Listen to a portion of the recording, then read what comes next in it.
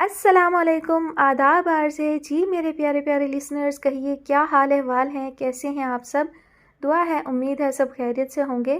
الحمدللہ میں بھی خیریت سے ہوں، اور جناب میں جانتی ہوں کہ آپ سب بہت بے صبری سے ناول کی نیکسٹ ایپیسوڈ کا انتظار کر رہے ہوں گے، اور آپ کو برا بھی لگا ہوگا، آپ نے انتظار کیا ہوگا کہ شام میں ایپیسوڈ آئے گی، سیکنڈ دن میں 2 ایپیسوڈ اپلوڈ ہو رہی تھی، تو ایوننگ کی ایپیسوڈ کہاں گئی، اور اگر ایوننگ میں نہیں آئی تو مارننگ میں اپلوڈ ہونی چاہیے تھی، تو کیوں اپلوڈ نہیں ہوئی؟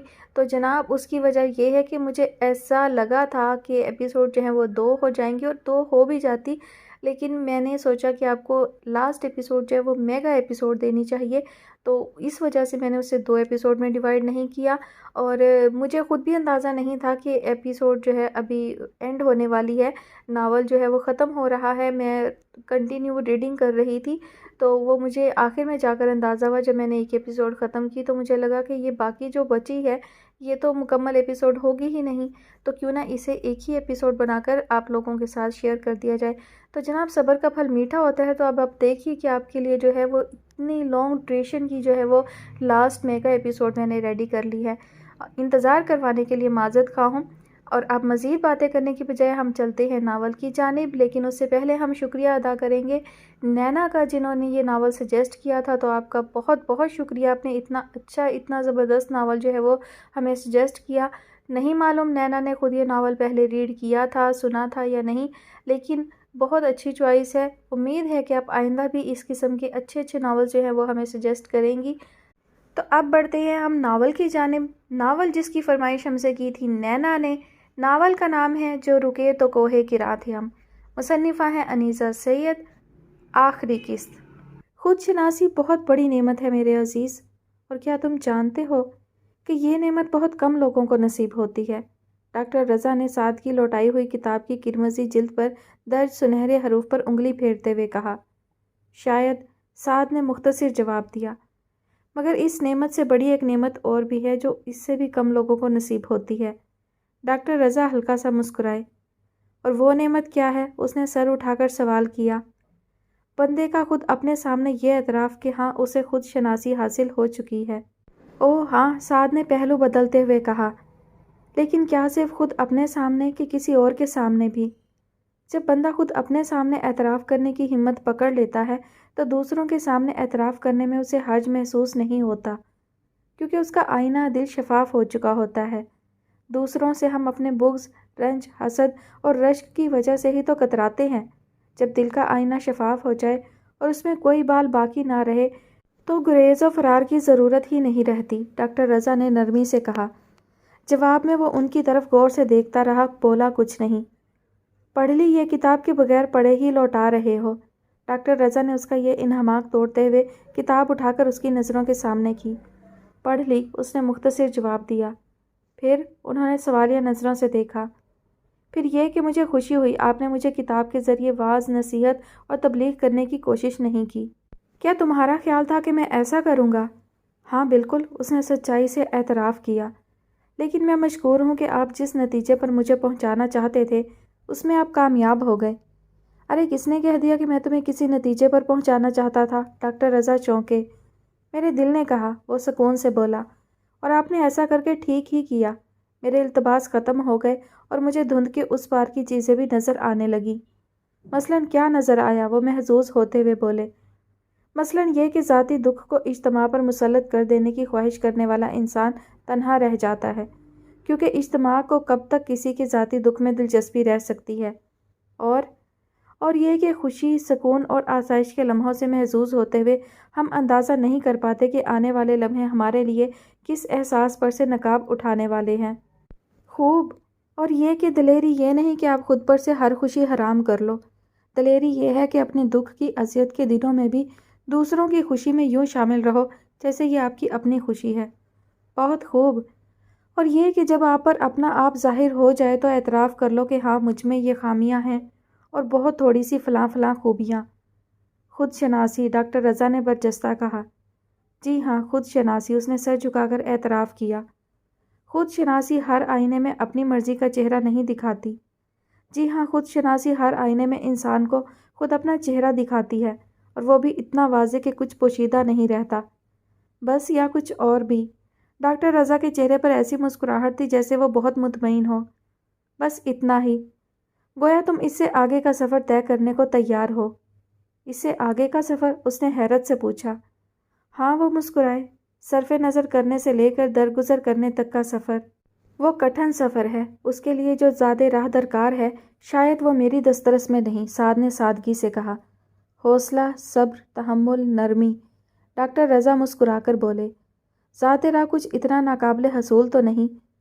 ہو سکتا ہے نہ ہو، مگر حوصلہ، صبر، تحمل اور نرمی حاصل کرنے کے لیے رد عمل، غصے، نفرت اور انتقام کے پھن پھیلائے ناگوں کا سر کچلنا پڑتا ہے، اور شاید میرے جیسے کمزور انسان کے لیے یہ ممکن نہیں۔ ارے واہ! ڈاکٹر رضا کے چہرے پر حیرت پھیلی۔ خود شناسی جیسی مشکل منزل کو پا لیا اور اس کم دشوار کام کو ناممکن قرار دے رہے ہو۔ ایک ہی تلوار ہے جس کا وار ان سب کے سب پھن پھیلائے ناگوں کا گلا کاٹنے کو کافی ہے۔ سعد نے ان کی طرف دیکھا۔ بدگمانی کی پٹی آنکھ سے اتار لینے اور اعلیٰ ظرفی کی مالا گلے میں ڈال لینے سے یہ تلوار آپ سے آپ ہاتھ آ جاتی ہے، یاد رکھنا۔ سعد نے ان کی بات سننے کے بعد گہرا سانس لیتے ہوئے سر صوفے کی پشت سے ٹکا لیا۔ اچھا یہ بتاؤ، محبت اور محبوب کے بارے میں کیا خیال ہے تمہارا؟ ڈاکٹر رضا نے موضوع بدلا۔ وہی جو نادیہ نے آپ کو بتایا، اس نے یوں ہی سر صوفے کی پشت سے ٹکائے جواب دیا۔ محبت تمہاری اور محبوب بھی تمہاری، نادیہ بیچاری کو کیا خبر کہ تمہارا کیا خیال ہے؟ اس نے آپ کو بتا دیا ہے کہ میں کمال بے حس انسان ہوں، محبت اور محبوب کے موضوع سے بیزاری کا اظہار کرتا ہوں۔ پتہ نہیں، ڈاکٹر رضا نے سر ہلایا۔ نادیہ نے تو مجھ سے ایسی کوئی بات نہیں کی، لیکن اگر ایسا ہے تو پھر تو تم پکڑے گئے۔ کیا مطلب؟ وہ یکلخت سیدھا ہو کر بیٹھ گیا۔ مطلب کہ جس موضوع سے دانستہ بیزاری کا اظہار کیا جائے، اصل میں وہی تو بندے کی جان کا روگ ہوتا ہے۔ ڈاکٹر رضا نے دیکھا سعد کا چہرہ ایک دم سفید پڑنے لگا۔ دیکھا، میں نے کہا تھا تم پکڑے گئے۔ وہ مسکرائے۔ خود شناسی کی سٹیج پر پہنچ چکے ہو، اعتراف والی سٹیج تک بھی چھلانگ مار ہی لو۔ ضرور مار لوں گا، مگر اس کا کوئی فائدہ نہیں۔ محبت اور محبوب بہت دور، بہت پیچھے رہ گئے، شاید میں بہت آگے نکل آیا ہوں۔ وہ افسردگی سے بولا۔ جس کا محبت نصیب ہو جائے وہ یوں شکست خوردہ تو نظر نہیں آتے۔ محبت کا حصول تو انسان کو فاتح عالم بنا دیتا ہے۔ سر اٹھا کر بات کرو سعد سلطان۔ محبت ہونے اور اس کا حصول ہو جانے کے درمیان بہت لمبا فاصلہ ہے ڈاکٹر، مشرق مغرب جتنا فاصلہ ہے۔ مشرق اور مغرب کے درمیان اس تکنیکی دور میں فاصلہ باقی ہی کیا رہا ہے؟ مشرق تو مغرب کے یوں قریب ہو چکا ہے کہ بٹن دباؤ اور پہنچ جاؤ۔ بٹن دبانا ہی تو سب سے مشکل کام ہے۔ اچھا، ڈاکٹر رضا سنجیدہ ہوتے ہوئے بولے، اگر اتنے عذر حائل ہیں تو پھر ٹھیک ہے، قائم رکھو فاصلے اور مت دباؤ بٹن، بس اپنی خود شناسی کے بحر بے کنار میں تیرتے پھرو ہر دم۔ آپ ناراض ہو گئے شاید، سعد نے رنجیدگی سے کہا۔ نہیں، ناراض تو تم ہو خود سے، میں تو تم سے ناراض نہیں۔ وہ اٹھتے ہوئے بولے، مغرب کی نماز کا وقت ہوا چاہتا ہے، میں چلوں گا اب۔ انہوں نے سفید ٹوپی سر پر رکھی اور کمرے سے باہر چلے گئے۔ There are thorns on the rose۔ اس نے جھک کر اس کے کان میں سرگوشی کی۔ ہاں، مجھے اتنی ہی کڑوی باتیں سن لینے کی عادت ڈال لینی چاہیے شاید، اس نے سر ہلاتے ہوئے خود سے کہا۔ سردیوں کی راتوں میں سب کی باری باری ڈیوٹی لگا کرتی تھی۔ صبح منہ اندھیرے سبزیوں، پھلوں اور پھولوں کے ٹرک لوڈ ہو کر اپنی اپنی منزل کی طرف روانہ ہوتے تھے۔ ٹرکوں پر لوڈ ہونے والا سامان تیار کرنے کے لیے راتوں کی ڈیوٹی لگا کرتی تھی۔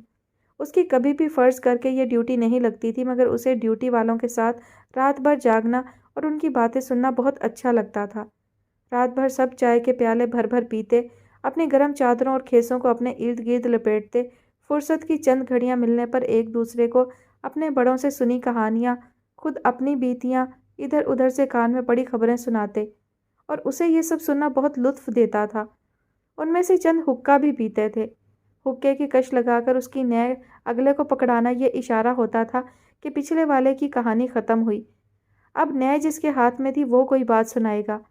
ان کہانیوں، آپ اور جگ بیتیوں میں لوگوں کے ماں باپ، بہن بھائیوں اور ان کے گھروں کا اکثر ذکر ہوتا۔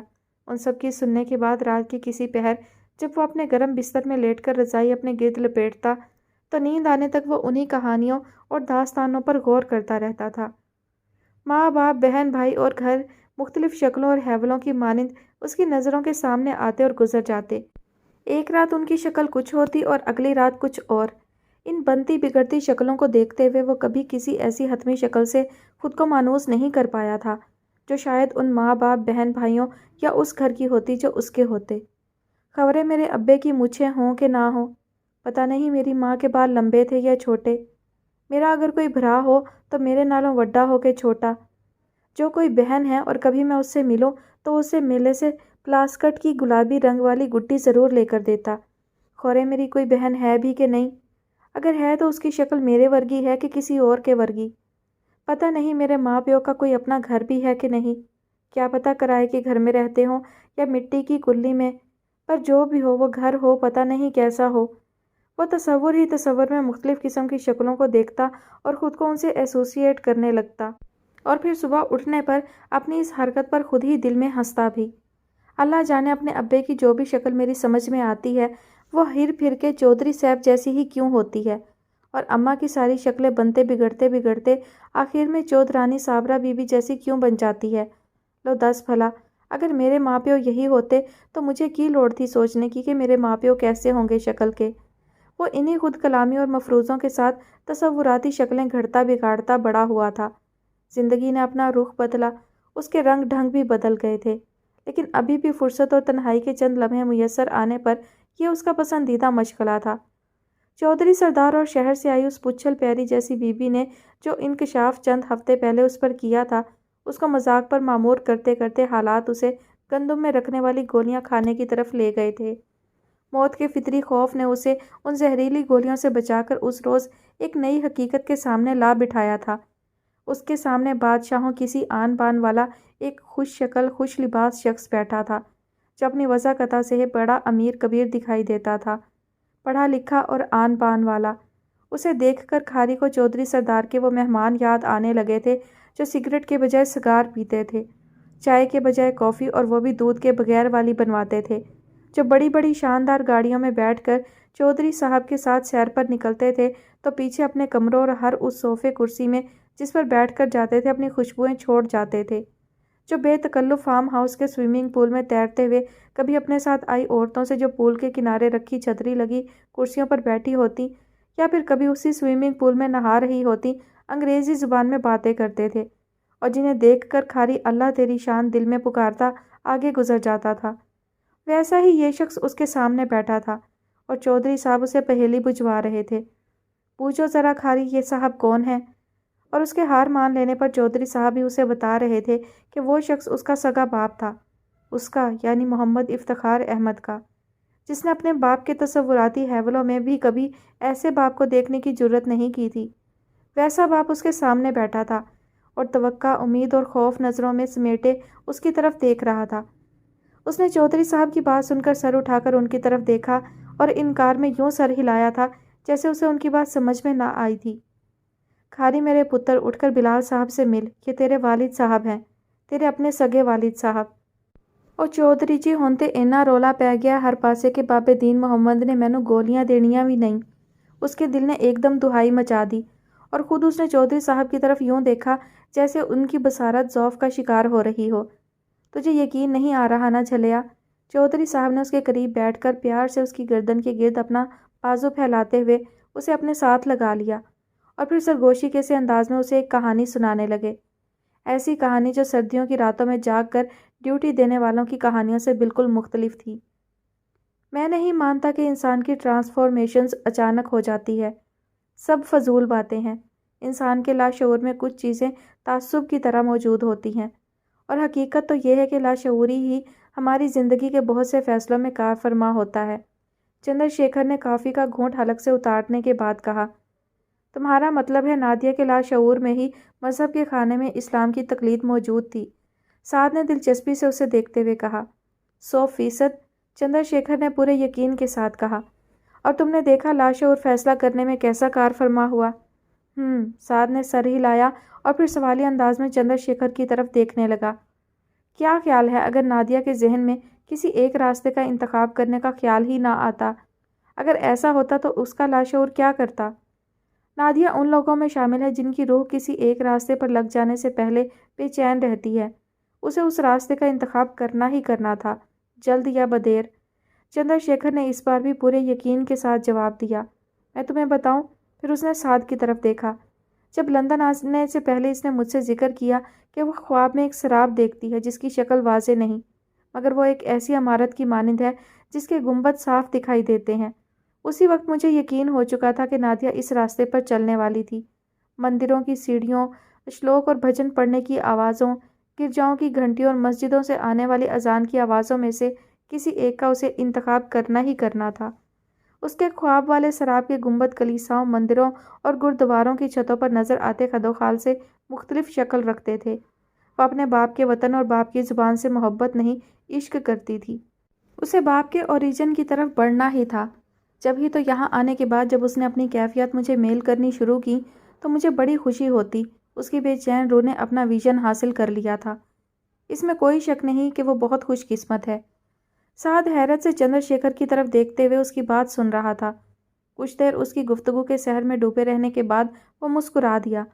تمہارا خیال ہے نادیہ کا یہ ویژن اس کی خوش قسمتی ہے؟ ہاں، چندر شیکھر نے سر ہلایا۔ جبکہ تم اور تمہارے ہم وطن، تمہارے ہم مذہب اس ویژن کی آفاقیت کے منکر ہو۔ ہاں، یہ بھی ہے، چندر شیکھر نے بلا ہلو حجت اعتراف کیا۔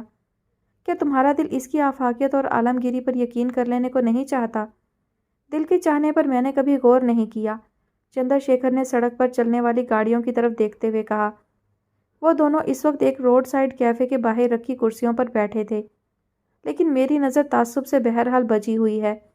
اس میں کوئی شک نہیں، دین اسلام نے دنیا کی تاریخ کو تہذیب، اخلاقیات اور علم کے خزانے عطا کیے ہیں۔ نادیہ خوش قسمت ہے کہ اسے ویژن مل گیا۔ تمہاری نظر تعصب سے بچی ہوئی ہے۔ تم دونوں ایک دوسرے کو بہت اچھی طرح جانتے ہو۔ تم نادیہ کی شخصی خوبیوں کے معترف ہو۔ اس کا خیال ہے کہ تم سے بہتر اس کا کوئی دوسرا دوست نہیں۔ سعد نے بات کرتے کرتے سر اٹھا کر آسمان کی طرف دیکھا جس پر بادل جھکا ہوا تھا۔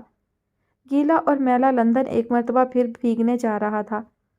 نادیہ ایسی لڑکی اور دنیا کی تاریخ کو تہذیب، اخلاقیات اور علم کے خزانے عطا کرنے والے دین کی طرف تمہارا دل نہیں کھینچتا؟ چندر شیکھر جو اس کی بات غور سے سن رہا تھا، سنتے سنتے سعد کی بات کا مفہوم سمجھتے ہوئے گہرا سانس لے کر مسکرا دیا۔ یہ خیال تمہیں کیوں آیا؟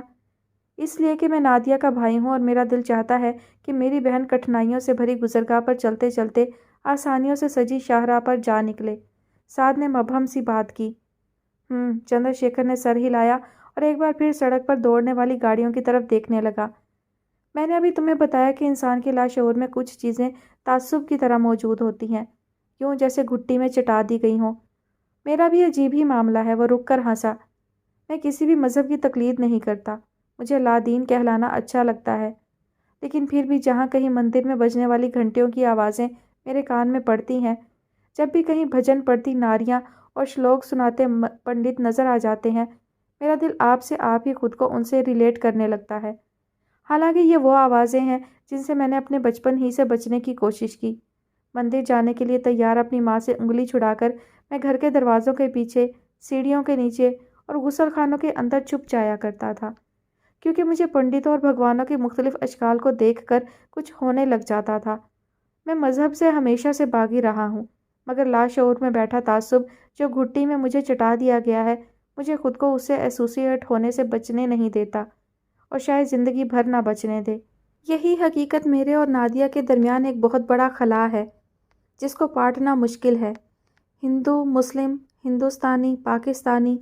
وہ استہزائیہ سی ہنسی ہنسنے لگا۔ انسانوں کی ٹریجڈیز کی بھی کوئی حد ہے کیا؟ اس نے سوال کرتی نظروں سے سعد کی طرف دیکھا۔ ہاں ٹھیک ہے، سعد نے اس کی بات سن کر اپنے دل میں اٹھنے والے نئے خیال پر فاتحہ پڑھتے ہوئے کہا۔ اکثر اچھے دوست ہی رہتے ہیں، کیونکہ دوستی میں ایسی جد و جہد اور قیود کا کوئی تصور مانے نہیں ہوتا۔ ویسے مجھے معلوم نہیں تھا تم لوگوں کے ہاں بھی گھٹی کا رواج ہے۔ میں نادیہ کے لیے ایک بہترین ساتھی مل جانے کی دعا کے ساتھ تم سے رخصت ہوتا ہوں۔ چندر شیکھر نے کھڑے ہو کر سعد سے مصافحہ کرنے کے لیے ہاتھ بڑھاتے ہوئے کہا۔ ایک بات کبھی نہ بھولنا، نادیہ جیسی لڑکی بہترین سے ذرا سا بھی کم کی حقدار نہیں ہے، اس نے سعد سے ہاتھ ملاتے ہوئے کہا۔ سعد نے چندر شیکھر کو خود سے رخصت ہو کر سامنے آتے جاتے لوگوں میں شامل ہوتے اور پھر نظروں سے اوجھل ہوتے دیکھا۔ ٹھیک کہتے ہو تم، انسانوں کی ٹریجڈیز کی بھی کوئی حد نہیں، اس نے سوچا اور سر پیچھے کرتے ہوئے نظریں اٹھا کر ایک بار پھر آسمان پر چھائے بادلوں کی طرف دیکھنے لگا۔ بندہ بھی کتنا ڈرپوک ہے، بزدل، چوہے جتنے دل والا۔ وہ کب سے اکیلی بیٹھی سوچ رہی تھی۔ کبھی اس بات سے ڈرتا ہے کہ وہ کم شکل ہے، کئیوں کے لیے قابل قبول نہ ہوگا، کبھی اس بات سے کہ وہ کم حیثیت ہے، کبھی قبولیت سے مشرف نہ ہوگا۔ بندے کے اندر کے کوڑ جن پر اس کا اختیار بھی نہیں ہوتا، اسے ہر وقت کسی نہ کسی خوف میں مبتلا کیے رکھتے ہیں، پیٹ بھر کے خوش بھی ہونے نہیں دیتے، چاہے دنیا والوں کو اس کے کوڑوں اور کجیوں کی پرواہ بھی نہ ہو۔ پھر اس نے سرد آہ بھرتے ہوئے اس کمرے کے در و دیوار پر نظر ڈالی جس میں کچھ عرصہ پہلے وہ دلہن بن کر آئی تھی اور جہاں آ کر وہ اپنے تئیں بیگم صاحبہ بن گئی تھی۔ میلی صدری والے کمرو مولوی صاحب اور پیوند لگے کپڑے پہننے والی بہن جی کی بیٹی، جس نے اس عمر تک پیٹ بھر کر کھانا کھانے کی خواہش ہی کی تھی، اچھا پہننے اوڑھنے، مٹی گرتے کچے فرشوں والے ایک کمرے کے گھٹن زدہ مکانوں سے باہر نکلنے کے خواب ہی دیکھے تھے۔ اس کمرے میں دلہن بن کر اترنے کے بعد خود کو کوکاف کی ملکہ سمجھنے میں حق بجانب ہی تو تھی، مگر اس کا کیا کیا جائے کہ خوابوں میں جیسی زندگی پلک جھپکتے ہی گزر جاتی ہے۔ رات ختم ہو جاتی ہے، اگلا دن نکل آتا ہے، رات بھر کی نیند ٹوٹنے کے ساتھ ہی خواب سے بھی نکلنا پڑتا ہے۔ بیچاری سعدیہ کلثوم کو بھی محسوس ہو رہا تھا کہ اس کے سندر خوابوں بھری رات بھر کی نیند بس اب ٹوٹنے کو تھی۔ آئینے کو چمک دیتا روشن دن نکلنے ہی والا تھا، وہ آئینہ جس میں خود کو دیکھنے پر اسے یاد آ جانا تھا کہ وہ میلی صدری پہنے مولوی سراج سرفراز اور پیوند لگے کپڑے پہننے والی رابعہ کلثوم عرف بہن جی کی بیٹی تھی، جو نہ کردہ جرم کی سزا بھگتنے کے خوف میں مبتلا کئی سالوں سے چوروں جیسی زندگی گزارتے چلے آ رہے تھے۔ ایک نہ کردہ جرم تو وہ تھا جس میں پکڑائے جانے کی دھمکی انہیں بلال سلطان نے دے رکھی تھی۔ دوسرا نہ کردہ جرم بظاہر کسی کو معلوم تھا، نہ ہی کوئی اس کا ذکر کرتا تھا، مگر اس کی سزا سبھی دینے پر تلے تھے۔ اس نے اپنے گھٹنے پر ہتھیلی رکھ کر اس پر ماتھا ٹیکتے ہوئے سوچا، مولوی سراج جس کا کوئی آگا پیچھا نہ تھا اور جو مولوانوں کے گھر اوپر کے کام کرنے کے عوض دین کی تعلیم حاصل کرنے کی کوشش کرتا رہا تھا۔ رابعہ کلثوم ذات کی میراثن، میراثیوں کے سرپنچ تاجے میراثی کی بیٹی، میلہ میلہ گلی گلی شادی بیاہ جگتیں سنانے والے اور مبارک بادیاں گانے والے میراثی، معاشرے نے ان کی جگتوں اور مبارک بادیوں سے حظ اٹھانے کا ٹھیکہ تو لے رکھا تھا، مگر اس کے بدلے میں وہ عزت احترام چاہیں تو عزت و احترام ان کے لیے شجر ممنوع قرار دیا جا چکا تھا۔ مولوی سراج اور رابعہ کلثوم کے یہ وہ نہ کردہ جرم تھے جن کی سزا سبھی دینے پر تلے تھے۔ چودھری سردار نے لاوارث بے نشان کھاری کے لیے مولوی صاحب اور بہن جی کی بیٹی کا انتخاب بھی اسی لیے کیا تھا کہ بے شناخت کھاری کو کیا فرق پڑتا تھا کہ اس کی زندگی کی ساتھی کس کی بیٹی تھی، اور مولوی سراج اور بہن جی جیسوں کے لیے اس سے بڑا اعزاز کیا ہو سکتا تھا کہ چودھری سردار نے اپنے لاڈلے کھاری کے لیے ان کی بیٹی کا انتخاب کیا تھا۔ اس شادی کے کول و قرار میں شامل ہر کردار کی ہر طرف واہ واہ ہو گئی، اور لو جی سعدیہ کلثوم کی خواب بھری نیند شروع۔ کس کو معلوم تھا رات ختم ہونے اور نیند ٹوٹ جانے پر اسے کیسے بھیانک دن کا سامنا کرنا پڑتا تھا۔ روشن دن کھاری کے لیے روشن زندگی کی نوید لے کر آیا تھا، وہ گدھا سے شاہ بننے والا تھا، مگر غریب سعدیہ کو نہ کردہ جرم کی نسل در نسل بھگتنے والی سزا منتقل ہونے کو تھی۔ کوئی پل جاتا تھا کہ کھاری کی زبانی اسے حکم نامہ سنایا جانے کو تھا۔ اعلیٰ نسب صاحب حیثیت بلال سلطان کے بیٹے کی زندگی میں سراج سرفراز اور رابعہ کلثوم کی بیٹی کے لیے کوئی جگہ نہیں بنتی۔ وہ نسلوں سے معطوب ٹھہر رہی ہے، اسے معطوب ہی ٹھہرایا جاتا رہے گا۔ ذات پات حسب نسب ایک بہت بڑی خلیج کی مانند اس کے اور خوابناک زندگی کے درمیان آ کر ٹھہر گئے ہیں۔ تاجے میراثی کی نواسی کا کام جگتیں سنا کر اور بھاگ لگے رہنے کی دعائیں دے کر، گڑوی بجا کر، گیت سنا کر پیسے لوٹنا ہے۔ وہ بغیر ہاتھ پاؤں ہلائے پیسوں میں کھیلنے کے خواب کیسے دیکھ سکتی تھی؟ اس نے سرد آہ بھرتے ہوئے اپنے حلق سے نکلتی سسکیوں کو روکنے کی خاطر اپنے منہ میں دوپٹہ ٹھونس لیا۔ اس کے انگوٹھے تلے رہنے والا کھاری انگوٹھے کے نیچے سے نکل کر قابل ذکر قد کاٹھ نکالتا سامنے آ کھڑا ہوا تھا۔ اس کے شانے اٹھے ہوئے تھے اور سینہ تنا ہوا نظر آ رہا تھا۔ اس کی آنکھوں میں فخر و غرور کے سامنے اپنا آپ ایک ایسے بونے کی طرح لگ رہا تھا جو ناتواں تھا اور جس کے کندھے جھکے ہوئے تھے۔ اس نے اپنے سامنے کے منظر میں موجود کھاری سے نظریں چرا لینے کے بعد آنکھیں سختی سے بند کر لیں۔ بڑی ہی کوئی ڈاڈھی سختی آ گئی ہے سعدیہ باؤ، اس کے کانوں میں کھاری کی بوجھل آواز سنائی دی۔ رب دی قسمیں جے اے سارا کچھ رب والوں نہ ہویا ہوندا تے میں کلہاڑا پھڑ کے ساریاں دے گاٹے لا دینے سی، بھاویں بعد وچ پھانسی چڑھ جاندا۔ وہ سعدیہ کے قریب بیٹھتے ہوئے کہہ رہا تھا۔ سعدیہ لاشعوری طور پر سمٹ کر ذرا فاصلے پر کھسک گئی۔ لو دسو بھلا میں انسان نہ ہویا جانور ہو گیا، کدی کسے تھا بن دیو تے کدی کسے ہور تھا۔ میں نہ تے اپراواں نہ ہی شور پاواں۔ نہ بابا نہ، سعدیہ نے ڈرتے ڈرتے آنکھیں کھول کر دیکھا۔ وہ دونوں کانوں کی لوؤں کو دائیں ہاتھ کی انگلیوں سے چھوتے ہوئے کہہ رہا تھا، میں فقیر بندہ، چٹا ان پڑھ تے جاہل، میں اس انگریز پیو نوں پیو کس طرح من لواں، بھاویں او کنا ہی بیچارہ کیوں نہ ہووے۔ وہ بیچارہ ہے کیا؟ خوف سے بھرے لفظ سعدیہ کے منہ سے پھسلے۔ آہو، کھاری نے سر ہلایا، مینوں چودھری جی نے ساری گل سنا دتی ہے۔ بہن جی نوں غلطی لگی سی، میری ماں نوں اینے نہیں ماریا سی۔ میری ماں مطلب سعد باؤ دی ماں نوں، یاد ہے نا؟ بہن جی نے ساری گل سنائی سی۔ سعدیہ نے ہونکوں کی طرح سر ہلا دیا۔ او سعد باؤ دی ہی نہیں، میری بھی ماں سی، اس کی آواز بھرانے لگی۔ کسے ظالم نے چھرا پھیر کر میری ماں دا گل وڑ دیتا سی۔ وہ بلند آواز میں اپنی برسوں پہلے مری ماں کو رونے لگا تھا۔ روتے روتے اس کی ہچکی بند گئی تھی۔ سعدیہ باؤ بڑے سپنے ویکھدا سا، پھر اس نے ہچکیوں کے درمیان کہا، جے کدی کدھرے میری ماں مینوں نظر آ گئی تے او دے پیراں وچ بہہ جاواں گا، او دے پیر پھڑ کر بیٹھنا، او دی شکل ویکھدیاں ویکھدیاں باقی دی ساری زندگی گزار دیاں گا۔ پر اس نے اپنی ران پر 2 ہتھڑ مارتے ہوئے بلند آواز میں کہا، اس نمانے کھاری نوں کی پتا سی کہ ماں تے اس دن ہی مر گئی سی جس دن میں دنیا وچ آیا سا۔ وہ ایک مرتبہ پھر دہاڑے مارتے ہوئے رونے لگا تھا۔ کھاری کو تسلی دیتی سعدیہ خود بھی اس کے ساتھ اس عورت کو رو رہی تھی جس کی زندگی اور موت دونوں ہی کئی اور زندگیوں کے لیے المیہ بن چکی تھی۔ پر بہن جی نوں غلطی لگ گئی سی، ماں نوں بلال صاحب نے نہیں ماریا سی۔ روتے روتے ایک بار پھر کھاری نے اس حقیقت کو دہرایا جو کہانی کا مرکزی نقطہ تھی۔ او بیچارے تے آپ بھی ڈاڈھے ہی نمانے نے، ایک پتر وریاں پہلے ہتھوں گواں بیٹھے، دوجا ہن ہتھوں گیا۔ بیچارے بلال صاحب، نہ دھن نہ دولت نہ گھر نہ گھر بار، کچھ بھی انہاں نوں راس نہیں آیا۔ مشین ورگے لگدے نے، جویں مشین نہیں کم کردی ٹائم لا کے، ٹک ٹک ٹک۔ چلو شکر کرو کھاری، ماں نہ سہی تمہیں اپنا باپ تو مل گیا۔ ابا جی بتا رہے تھے تمہارے اچانک مل جانے پر وہ جن کو کبھی کسی نے روتے نہیں دیکھا تھا، زاروں قطار رو رہے تھے۔ سعدیہ نے اپنے دل پر بھاری پتھر رکھتے ہوئے وہ بات کہی جسے کہتے اس کا کلیجہ پھٹنے کو آ رہا تھا۔ آہو شکر ہے، اس نے قمیض کی آستین سے اپنے آنسو پونچھتے ہوئے کہا۔ پر ہن کی فائدہ سعدیہ بہو، ہن نہ میں انہاں دے کسی کم دا نہ او میرے کسی کم دے۔ یہ کیا بات ہوئی؟ سعدیہ نے چونکتے ہوئے کہا۔ وہ تمہارے والد ہیں، ان کے پاس بے حد حساب پیسہ ہے، تمہاری تو لاٹری نکل آئی کھاری۔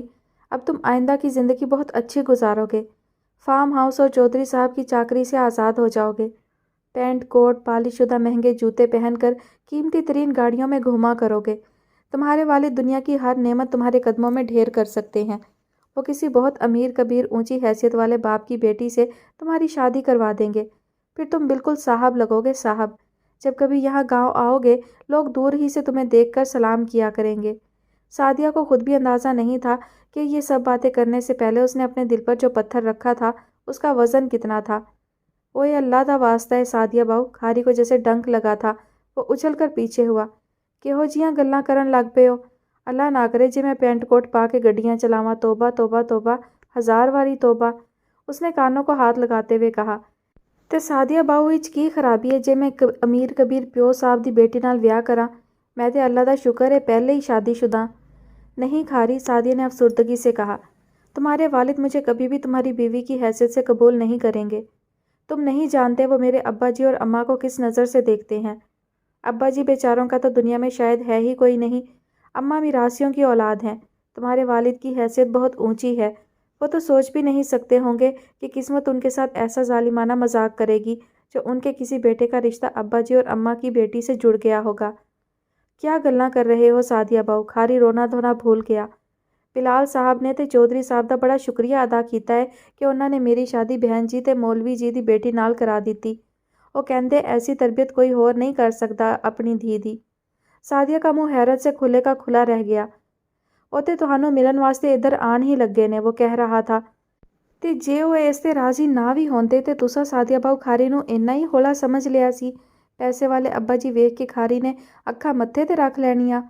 کھاری کول دا بندہ ہے سعدیہ باؤ، انہیں تہاڈے نال کول قرار کیتا ہے، پیسہ دولت کول دے اگے کی شے ہے؟ کھاری کہہ رہا تھا اور سعدیہ کو ایسا لگ رہا تھا اس کے سینے پر دھرا بھاری پتھر کسی نے اٹھا کر دور پھینک دیا تھا۔ روشن دن کی چمک میں بھی اس کے ارد گرد ستارے اتر رہے تھے۔ وہ دن میں بھی آنکھیں موند کر اپنے خوابوں کی دنیا میں جا سکتی تھی۔ چندر شیکھر واپس چلا گیا کیا؟ سعد نے نادیہ سے پوچھا جو چھٹی کے دن ہفتہ وار صفائی میں مصروف تھی۔ ہاں، نادیہ نے مختصر جواب دیا۔ ہیلسنکی گیا ہے کیا؟ نہیں، وہ ہندوستان گیا ہے، کسی ہندوستانی لڑکی سے شادی کرنے کا ارادہ لے کر۔ نادیہ نے ڈسٹر کو ٹرے دان میں جھاڑتے ہوئے کہا۔ اچھا، سعد نے نادیہ کے چہرے کے تاثرات جاننے کی کوشش کی۔ افسوس، نادیہ کا چہرہ بے تاثر تھا۔ تمہیں کیسا لگ رہا ہے اس کا ارادہ جاننے کے بعد؟ مجھے کیسا لگنا چاہیے؟ نادیہ نے کام میں مصروف ہاتھ روکتے ہوئے پوچھا۔ کیا تمہیں نہیں لگتا چندر شیکھر ایسے لوگوں میں سے ہے جن کے بارے میں دل چاہتا ہے ان کا ہماری زندگیوں میں قیام دائمی ہو جائے؟ سعد نے سوال کیا۔ نادیہ ڈسٹر ہاتھ میں پکڑے کچھ دیر اس کی طرف دیکھتی رہی اور پھر اس نے اپنا رخ دوسری طرف موڑ لیا۔ میں ایسی کوئی بات اس لیے نہیں سوچتی کہ میری زندگی میں لوگوں کا آنا جانا لگا ہی رہتا ہے، کسی کا قیام بھی دائمی نہیں ہوگا۔ کیوں، تمہیں کیسے معلوم کہ ایسا ہوگا؟ ضروری تو نہیں کہ… ضروری ہے بلکہ یقینی ہے۔ وہ دوبارہ کام میں مصروف ہو چکی تھی۔ ہمیشہ سے ایسا ہی ہوتا چلا آیا ہے، اس لیے میں نے خوش فہمیوں میں مبتلا ہونے کی عادت ہی نہیں ڈالی خود کو۔ اور پھر بھی خوش ہو تم؟ سعد نے سوال کیا۔ ہاں، پھر بھی میں خوش ہوں۔ خوش رہنے کے لیے میرے پاس اور بہت سی وجوہات جو ہیں۔ اس نے ڈش واش کھول کر اس میں برتن رکھتے ہوئے جواب دیا۔ مثلاً وہ ڈش واشر بند کر کے اس کی طرف پلٹی۔ میری حالیہ زندگی جس میں مصروف اور مگن ہوں۔ تم قرآن پاک پر اور اسلام کی تاریخ پر تحقیق کر رہی ہو۔ تمہاری کوئی خاص سماجی زندگی نہیں ہے۔ تم مخصوص وقتوں میں مخصوص کاموں میں مصروف رہتی ہو یا پھر فارغ وقت میں مسلسل عبادت کرتی ہو۔ کیا مجھے تمہیں یاد دلانا پڑے گا کہ ہمارے مذہب میں راہباؤں والی زندگی کا کوئی تصور موجود نہیں؟ سعد نے کہا۔ پتہ نہیں، نادیہ نے سر جھٹکا، مگر جو بھی ہے میں اس زندگی میں خوش ہوں۔ مگر میں تمہاری اس زندگی سے خوش نہیں ہوں، سعد نے کہا۔ اگر تمہاری نظر میں کوئی ایسا لڑکا ہے جو تم سے اور تم اس سے شادی کر کے خوش رہو گی تو مجھے بتاؤ، ورنہ میں خود تمہارے لیے کوئی مناسب لڑکا دیکھتا ہوں۔ او ہو، نادیہ ہنس دی۔ تم خود ڈھونڈو گے میرے لیے زندگی کا ساتھی؟ ہاں بالکل، اس کے انداز پر حیران ہوا۔ یوں اس ایک کمرے کے فلیٹ میں بیٹھے بیٹھے پوری دنیا سے کٹے ہوئے تم میرے لیے زندگی کا مناسب ساتھی ڈھونڈو گے؟ وہ اس کا مذاق اڑانے لگی۔ بہتر ہوگا تم مجھے چیلنج مت کرو، کہیں ایسا نہ ہو اسی ایک ہفتے میں لڑکا لا کر تمہارے سامنے کھڑا کر دوں اور تمہیں اسے نکاح پڑھوا لینے پر مجبور کرنے لگوں۔ سعد نے سنجیدہ نظر آنے کی کوشش کی۔ چلو یوں ہی صحیح، وہ ہنوز مذاق کے موڈ میں تھی۔ ایک نہیں، تم 2 ہفتے لے لو، چیلنج ہے تو چیلنج ہے۔ ضرور، وہ مسکرا کر بولا، لیکن پھر تمہیں بلا چوں چرا میری بات ماننی پڑے گی۔ فکر مت کرو، مجھے تم پر پورا بھروسہ ہے۔ وہ بہت دنوں بعد ہلکے پھلکے موڈ میں آئی تھی اور اسے اس مسلسل مذاق میں مزہ آ رہا تھا۔ لیکن اگر 2 ہفتے میں چیلنج پورا ہو گیا اور تم نے میرا نکاح پڑھوا دیا تو اس کے بعد تم کیا کرو گے؟ بالکل اکیلے نہیں رہ جاؤ گے؟ رات کا کھانا کھاتے ہوئے اسے اچانک دن میں ہونے والی بات یاد آ گئی تھی۔ اس نے اسے دوبارہ چھیڑ دیا۔ اچھا ہے نا، اکیلا پڑا تمہیں یاد کرتا رہوں گا، تمہیں چھینکے آ کر زکام لگ جائے گا۔ وہ مسکرایا۔ مجھے یاد کرتے رہو گے، کسی اور کو نہیں؟ وہ شرارت سے مسکرائی۔ کسی اور کو؟ کس کو؟ وہ چونکا۔ تم جانتے ہو میں ماہ نور کا ذکر کر رہی ہوں، وہی ماہ نور جس کی یاد تمہیں رات بھر سونے نہیں دیتی۔ تم سے کس نے کہا؟ وہ یکدم انجان نظر آنے لگا۔ مجھے کسی کا کہا سننے کی ضرورت کہاں ہے، میں خوب جانتی ہوں تمہیں، وہ پورے یقین کے ساتھ بولی تھی۔ ہاں، وہ میرے وجود کا حصہ تھی، ہے اور ہمیشہ رہے گی، وہ اچانک بولا تھا۔ نادیہ کو اس سے ایسے کھلے اعتراف کی توقع نہیں تھی، لیکن اس کی زندگی کا حصہ بننا میری قسمت میں نہیں تھا۔ میری ذاتی زندگی کے عظیم المیہ نے اس کے چہرے کو اجنبی چہروں کے ہجوم میں کہیں گم کر دیا ہے۔ اب میں چاہوں بھی تو اسے تلاش نہ کر پاؤں گا، وہ کہے چلا جا رہا تھا۔ جو اتنے عزیز ہوتے ہیں وہ یوں اتنی آسانی سے گم نہیں ہو جاتے۔ ہجوم میں لاکھ اجنبی چہرے ہوں، ایک شناسا چہرے کی تو بس ایک جھلک نظر آ جانا ہی کافی ہوتی ہے۔ انسان اجنبی چہروں کے ہجوم کا سینہ چیر کر اس شناسا چہرے تک خود بخود پہنچ جاتا ہے، نادیہ کہہ رہی تھی۔ وہ اس کی طرف دیکھ رہا تھا، نہ ہی اس نے نادیہ کی بات کا جواب دیا تھا۔ اپنی انا کو راستے کا پتھر مت بناؤ سعد، پلٹ کر دیکھنے میں، آدھے راستے سے واپس لوٹ جانے میں، خود سے پکار لینے میں، اپنی حماقت کا اعتراف کر لینے میں کوئی حرج نہیں۔ محبت اتنی بے مول چیز نہیں کہ اسے اتنی چھوٹی باتوں کے ہاتھ سے گنوا دیا جائے۔ شاید وہ ایک وہمہ تھا، محبت نہیں، وہ خود کلامی کے انداز میں بولا۔ ایک وقتی جذبہ، جبھی تو اس میں تڑپ پیدا ہوئی نہ پکارنے کا حوصلہ، اور تو اور براہ راست اظہار کا موقع بھی نہیں ملا۔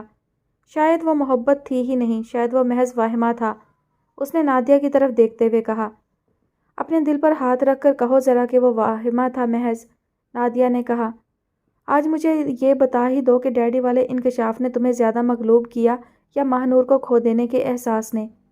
دونوں کے درمیان ایک عجیب سا ربط ہے۔ ڈیڈی والا انکشاف غیر متوقع تھا اور میرا اس پر رد عمل اس سے بھی زیادہ غیر متوقع۔ میں نے اپنی زندگی کی ہر قیمتی شے اس آزمائش میں ہار دی۔ مجھے اپنی اس تہی دامنی پر زندگی بھر افسوس رہے گا۔ اس رات وہ شاید اعتراف کے موڈ میں تھا۔ یہ دنیا بہت چھوٹی ہے، نادیہ نے میز پر دھرے اس کے ہاتھ پر ہاتھ رکھتے ہوئے کہا۔ میں تمہیں یقین دلاتی ہوں یہ دنیا بہت ہی چھوٹی ہے۔ سعد نے دیکھا ایسا کہتے ہوئے نادیہ کی آنکھوں میں اس کے لیے محبت کی جوت چمک رہی تھی، جیسے اس کا بس نہ چل رہا ہو کہ وہ سعد کے حصے کی ساری خوشیاں اس کے قدموں میں ڈھیر کر دے۔ سب کچھ گنوا کر اس سچی اور بے مثال لڑکی کی محبت باقی رہ جانا بھی غنیمت ہے، اس نے سوچا اور مسکرا دیا۔ پتہ نہیں کیوں مجھے پہلے ہی لگتا تھا کہ وہ تمہارے ساتھ جانے سے انکار کر دے گا۔ فلزہ نے آنکھوں سے چشمہ ہٹا کر اخبار میز پر رکھتے ہوئے بلال سلطان سے کہا۔ تم نے زندگی میں شاید ہی کبھی کوئی اچھی بات سوچی ہو، بلال نے جھنجھلا کر جواب دیا۔ سچ سچ بتاؤ تمہاری زبان پر سیاہی کا کوئی داغ تو نہیں؟ ایسا اس لیے ہے کہ میں دل سے نہیں دماغ سے سوچتی ہوں۔ فلزہ کا موڈ خراب ہونے لگا۔ ہاں جبھی تم اس نوزائیدہ بچے کو بس سٹاپ پر مرنے کے لیے چھوڑ آئیں، اس لیے کہ تم دل سے نہیں دماغ سے سوچتی ہو۔ زندگی بھر کا واحد ایسا کام جس پر میں تم سے بہت شرمندہ ہوں۔ میری وجہ سے تمہارا بہت بڑا نقصان ہو گیا۔ فلزہ کی آواز پست ہو گئی۔ میں بظاہر کتنا بے حس اور خود غرض لگتا ہوں نا؟ بلال نے سوال کیا۔ فلزہ نے نظر اٹھا کر ان کی طرف دیکھا۔ وہ اپنے ماضی کی طرح آج بھی ویسے ہی دلکش تھے۔ کن پٹیوں پر موجود سنہرے بالوں اور پیشانی پر ظاہر ہوتی بڑھتی عمر کی چند لکیروں کے سوا ان میں کچھ زیادہ فرق نہیں آیا تھا۔ شاید دوسروں کو تم لگتے ہو لیکن مجھے نہیں لگتے، اس لیے کہ میں جانتی ہوں تم بے حس ہو نہ ہی خود غرض، فلزہ نے سچائی کے ساتھ جواب دیا۔ اور وہ دن یاد کرو جب تم نے اپنا پورٹ فولیو میرے منہ پر مارتے ہوئے مجھ سے کہا تھا کہ مجھ ایسا خود غرض، بے حس، پتھر دل اور شفاق آدمی تم نے کوئی دوسرا نہیں دیکھا تھا۔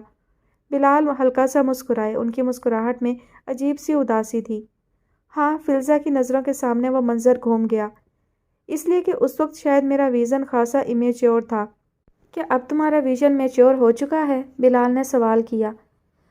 کل جب کھاری نے پہلے تم سے ملنے، تمہارے گلے لگنے سے انکار کر دیا اور نہیں ہے یہ میرا باپ کی گردان کرنے لگا تو مجھے ایسا لگا جیسے برسوں پہلے جو چھرا شہناز کے گلے پر چلا تھا اس کی اذیت اس اذیت سے کہیں کم ہوگی جو کل کھاری کے رد عمل پر تمہارے اندر اٹھی ہوگی، فلزہ نے کہا اور بلال کی طرف دیکھا۔ ان کا چہرہ ستا ہوا تھا۔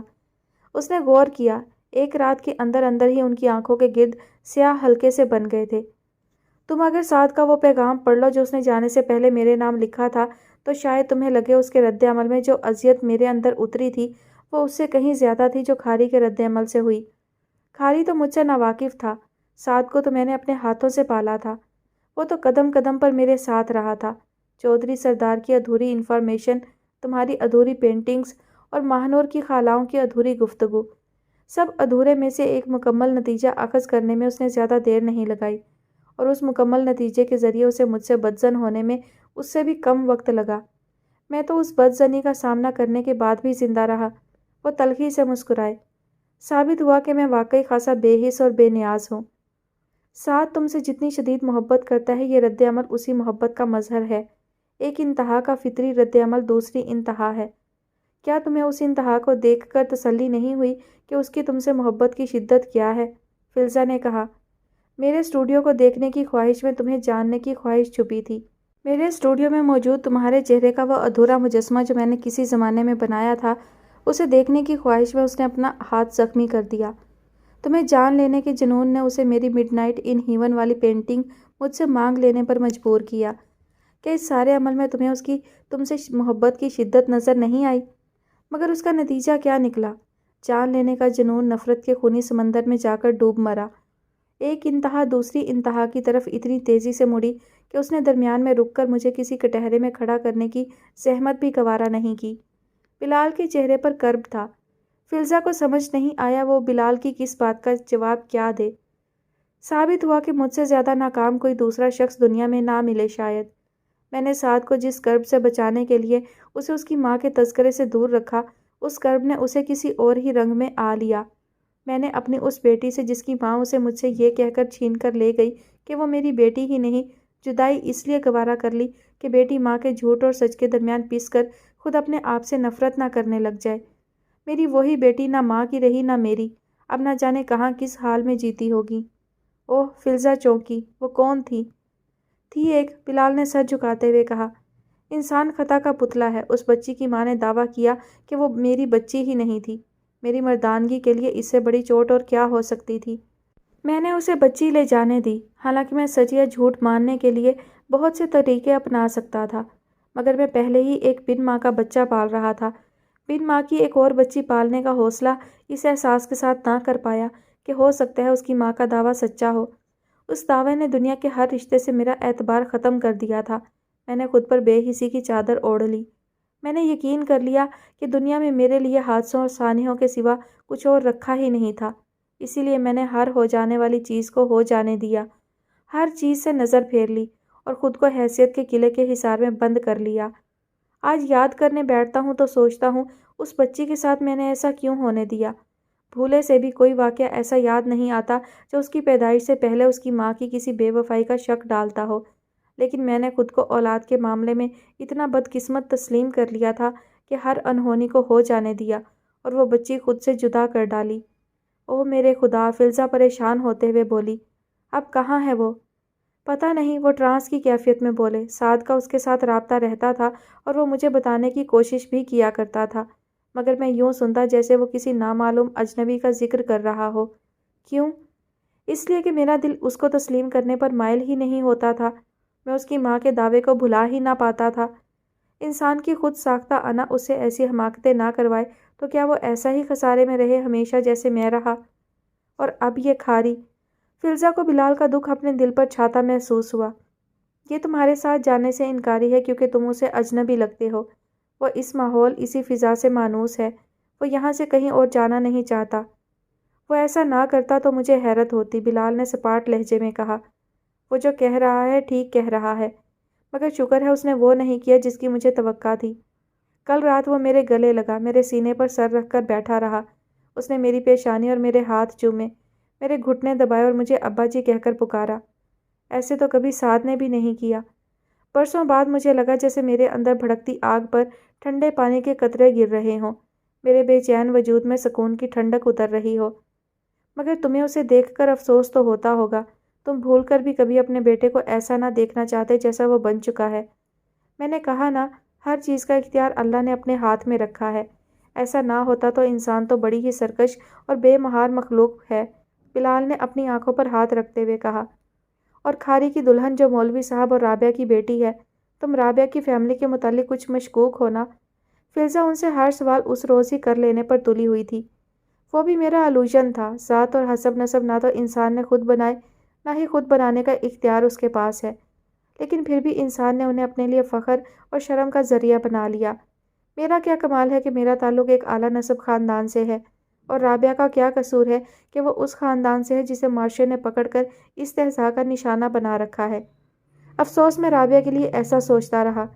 سراج سے وفا کر کے اور شہناز سے وہ سب سیکھ کر جو میں اس سے نہ سیکھ پایا، رابعہ نے ثابت کر دیا کہ وہ مجھ سے کہیں بہتر انسان ہے۔ کھاری جیسے معصوم اور بھولے بھالے لڑکے کے لیے رابعہ کی بیٹی سے بہتر انتخاب کیا ہوگا؟ اور اب اس انکشاف کے بعد کہ کھاری شہناز کا بیٹا ہے، تم دیکھنا ان تینوں کی کھاری سے محبت کا رنگ کیا ہوتا ہے۔ عجائب خانہ، یہ دنیا ایک بہت بڑا عجائب خانہ ہے، فلزا نے بلال کی ساری باتیں سن کر کہا۔ سمجھ نہیں آتا، نظر آتے کس منظر پر یقین کیا جائے کس پر نہیں۔ تم تو ایسا مت کہو، تم دل سے نہیں دماغ سے سوچتی ہو، تمہارا ویژن تو اچھا بھلا میچور ہو چکا۔ بلال ہلکا سا مسکرائے اور پھر سنجیدہ ہو گئے۔ میں معذرت خواہ ہوں فلزا، میں اپنے لیے تمہارے جذبات کا مثبت جواب کبھی نہ دے سکا۔ اس میں تمہارا کیا قصور؟ ضروری تو نہیں جیسے میں تمہارے لیے سوچتی تھی ویسا ہی تم بھی میرے لیے سوچتے۔ فلزا ہونٹ بھینچ کر مسکرائی۔ اور معذرت خواہ تو مجھے ہونا چاہیے، میں نے انجانے میں 2 بار تمہارے بہت بڑے نقصان کر دیے، دونوں بار میں ہی تمہارے بیٹے تم سے جدا کر دینے کا باعث بن گئی۔ تم بد نیت نہیں تھیں، اس لیے دیکھ لو ماہ و سال کیسے مجھے واپس اپنے بیٹے کے پاس لے آئے۔ بلال نے اس کی شرمندگی کم کرنے کی کوشش کرتے ہوئے کہا۔ اور سعد؟ فلزا نے سوال کیا۔ سعد؟ وہ مسکرائے۔ اس کی تم فکر مت کرو، وہ مجھ سے زیادہ اب کسی اور کے دل کا معاملہ بن چکا ہے۔ ماہنور تم شاید کبھی بھی بڑی نہیں ہوگی، اور شاید میرے بوڑھے ہو جانے تک آپ کا میرے بارے میں یہی خیال رہے گا ممی۔ ہاں، جیسے تمہارے بڑھاپے تک میں دنیا میں ہی بیٹھی ہوں گی۔ دیکھ لیجئے گا، آپ کو عمر خضر عطا ہونے والی ہے۔ بکواس بند کرو اور یہ جو شرنگ تم نے گولا بنا کر بیگ میں ٹھونسا ہے، اسے نکال کر ٹھیک طریقے سے تہہ لگا کر رکھو۔ اوفو ممی، طریقے سے کپڑے رکھنے سے 2 بیگ میں کبھی بھی پورے نہیں آئیں گے۔ تم رکھ کر دیکھو، جتنے رکھنا چاہتی ہو اس سے دگنے آ جائیں گے۔ فائزہ نے اس کے بیگ سے سارے کپڑے نکال کر بیڈ پر پھینکتے ہوئے کہا۔ ہائے ممی، سارے کپڑے نکال دیے، اتنی مشکل سے سیٹ کیا تھا بیگ، وہ چلائی۔ سیٹ کیا تھا یا کاٹ کباڑ کا ڈربہ بنا دیا تھا؟ رکو، میں تمہیں رکھ کر بتاتی ہوں بیگ کیسے تیار کرتے ہیں، فائزہ نے کہا۔ ارے بھائی، یہ کون کدھر جا رہا ہے؟ فاطمہ، جو ماہنور کے ہاں تازہ اترے کینو دینے آئی تھی، اس چیخو پکار کو سن کر اندر آتے ہوئے بولی۔ کون جا سکتا ہے ان محترمہ کے علاوہ؟ فائزہ نے منہ بنا کر کہا۔ جا رہی ہے اسلام آباد۔ اسلام آباد؟ فاطمہ مسکرائیں۔ لڑکی، تمہیں اس شہر سے کچھ زیادہ ہی عشق نہیں ہو گیا؟ عشق سے اگلی بھی اگر کوئی منزل ہے تو شاید وہ ہو گئی ہے، وہ بغیر جھجکے بولی اور فاطمہ کی لائی ٹوکری سے کینو نکال کر چھیلنے لگی۔ آپ کے ہاں کوئی مہمان ٹھہرے ہوئے ہیں کیا فاطمہ آپا؟ فائزہ نے کرسی پر بیٹھتے ہوئے کہا۔ ہاں، میری ایک کزن آئی ہوئی ہے پیرس سے، رئیسہ نام ہے اس کا۔ بہت سالوں بعد آئی ہے پاکستان، اسے اپنے اس بھانجے سے ملنا ہے جس کی ماں کے حصے کی جائیداد پر عرصہ پہلے اس نے ناجائز قبضہ کر لیا تھا۔ اب اچانک ضمیر جاگا ہے، مجھ سے بات کی، میں نے کہا آؤ اور حقدار کو اس کا حق دے دو، آخرت سنوار لو اپنی۔ تو اس کے بھانجے سے ملتی رہتی ہیں کیا آپ؟ کیا بہت بڑی جائیداد ہے کزن کے پاس جو حصہ دینے کا خیال آ گیا؟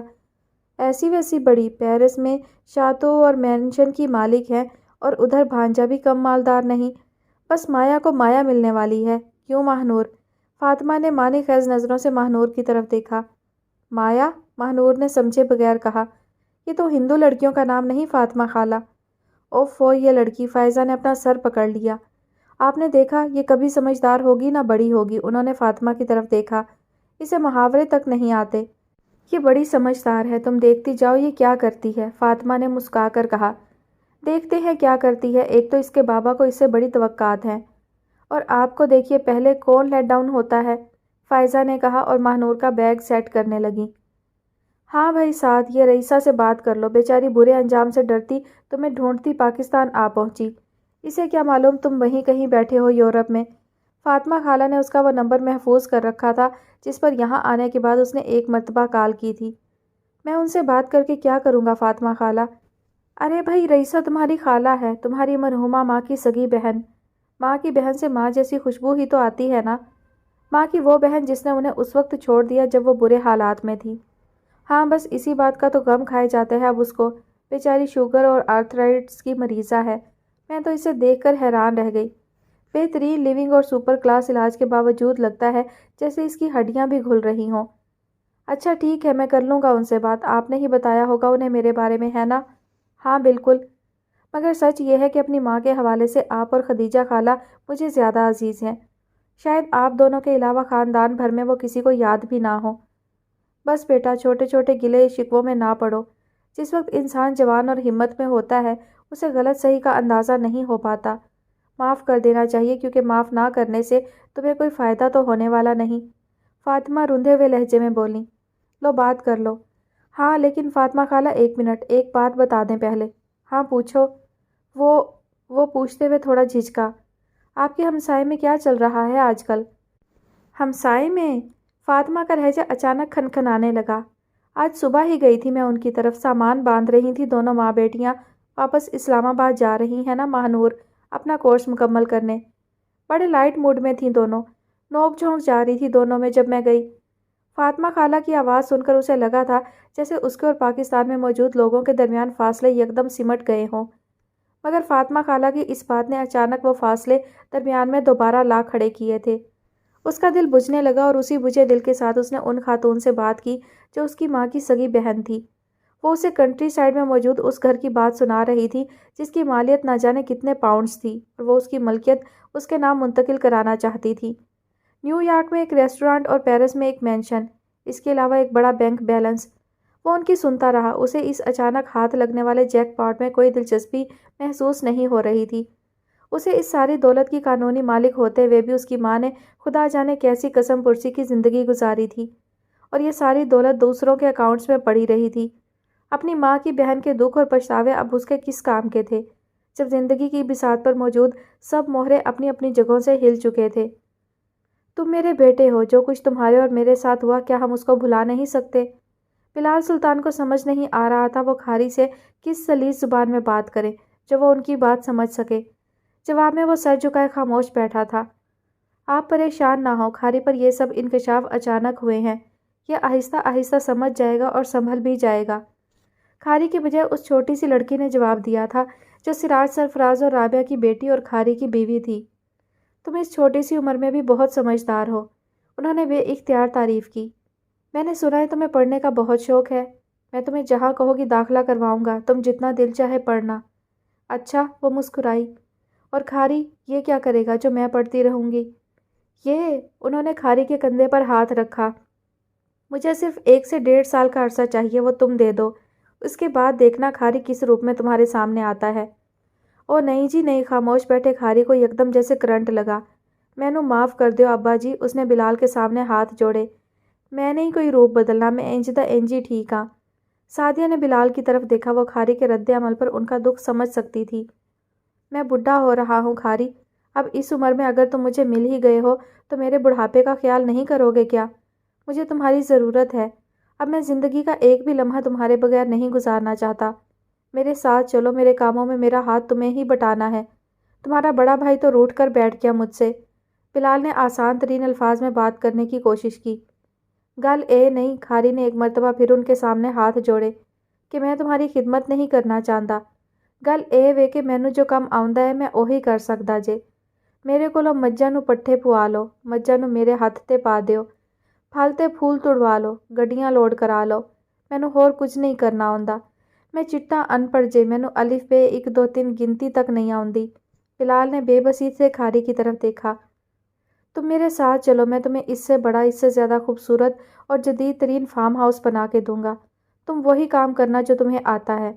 بلال کی یہ بات سن کر کھاری نے فوراً سعدیہ کی طرف دیکھا، جس نے سر ہلا کر بلال کے فیصلے کی تائید کی تھی۔ پر اے پنڈ، اتھوں دے لوگ، چودھری صاحب، چودھرانی صابرہ بی بی، ماسی رشیدہ، ماسٹر کمال، بابے منگو دا میلہ، وہ زیر لب بڑبڑایا۔ تمہارا جب دل چاہے آ کر سب سے مل کر جایا کرنا، اور رہے میلے ٹھیلے تو ان کی فکر نہ کرو، تمہارے بھائی نے گھر میں پورے پاکستان میں ہونے والے میلوں کا سالانہ کیلنڈر اور روڈ میپس جمع کر رکھے ہیں۔ جب بھی جہاں بھی جانا چاہو تمہیں مشکل نہیں آنے والی۔ تے مولی جی تے بہن جی، کھاری نے سوالیہ نظروں سے سعدیہ کی طرف دیکھا۔ تمہارا خیال ہے میں انہیں باقی کی عمر بھی اسی طرح گزارنے دوں گا؟ بلال مسکرائے۔ ان دونوں سے میری بات ہو چکی ہے، ان دونوں کے تو بہت سے قرض مجھ پر واجب ہیں، ابھی فوری طور پر تو دونوں حج کا ارادہ رکھتے ہیں، لہٰذا یہاں سے واپسی پر اس کے انتظامات شروع ہو جائیں گے۔ تے سعد باؤ تے مانور باجی، ان کا کیا مسئلہ ہے اب؟ بلال نے پوچھا۔ انہاں دا مسئلہ تسی نہیں جانتے، انہاں کا مسئلہ میں جاندا، صرف میں۔ کھاری نے اپنے سینے پر ہاتھ رکھا۔ میرے سامنے میلے دے سائیں نے مانور باجی نوں کی آکھیا سی، میں کدی بھی بھول نہیں سکدا۔ مانور باجی تے شدین ہو گئی سی، تانوں کی پتہ؟ اس نے بلال کی طرف دیکھا۔ بلال جس روز سے فارم ہاؤس میں آئے تھے پہلی بار دل سے مسکرائے تھے، وہ کھاری کے سینے میں چھپے راز سے بہت اچھی طرح واقف تھے۔ کہو کب تک رکے رہنے کا ارادہ ہے؟ چلنے کا بھی کوئی منصوبہ ہے یا نہیں ذہن میں؟ وطن شرارت بھرے انداز میں اس سے پوچھ رہا تھا۔ میں نے کہیں پڑھا تھا کہ اللہ بڑا مسبب الاسباب ہے، انسان پر ایک در بند ہوتا ہے، اللہ اس کے لیے کئی اور در کھول دیتا ہے، سمجھو بس دوبارہ چلنے کا وقت آیا ہی کھڑا ہے، سعد نے نرمی سے جواب دیا۔ تم نے کہیں پڑھا تھا؟ وطن زادے نے حیرت سے آنکھیں پھیلاتے ہوئے کہا، جبکہ میں تو بغیر کہیں پڑھے ہی جانتا ہوں کہ ایک غیر مرئی طاقت ایسی ہے جو قدم قدم پر انسان کی مددگار رہتی ہے۔ تم بغیر پڑھے جانتے ہو تو اپنے نظریات کا زاویہ کیوں درست نہیں کر لیتے؟ میرے نظریات درست ہو رہے ہیں، زاویوں کی بعد میں دیکھی جائے گی۔ تم کہو کب آ رہے ہو امریکہ؟ بہت جلد۔ امریکہ میں رفاہی ادارے پہلے ہی بہت ہیں، تم یہاں آ کر لوگوں کے لیے مزید کیا کرو گے؟ وطن ایک مرتبہ پھر شرارت سے مسکرایا۔ میں وہاں تمہارے لوگوں کے لیے نہیں، خود اپنے لیے آ رہا ہوں وطن زادے، ایک چلتا ہوا ریستوران مزید چلانے۔ اوہ، پھر تو اللہ امریکیوں کے میدوں پر رحم کرے، تمہاری ذہنی رو تو کسی بھی وقت بھٹک جانے کے امکان موجود رہتے ہیں، مجھے ویئرڈیل اسکیئنگ مرکز کبھی نہیں بھولتا۔ باقی امریکیوں کو چھوڑو، تم اپنے معدے کا بیمہ کرا لو بس۔ اللہ نے مجھے ویسے ہی بچا لیا، میں امریکہ چھوڑ کر ایران جا رہا ہوں عنقریب۔ مجھے لگتا ہے وہاں کی آب و ہوا مجھے راس آئے گی۔ اچھا، سعد چونکا۔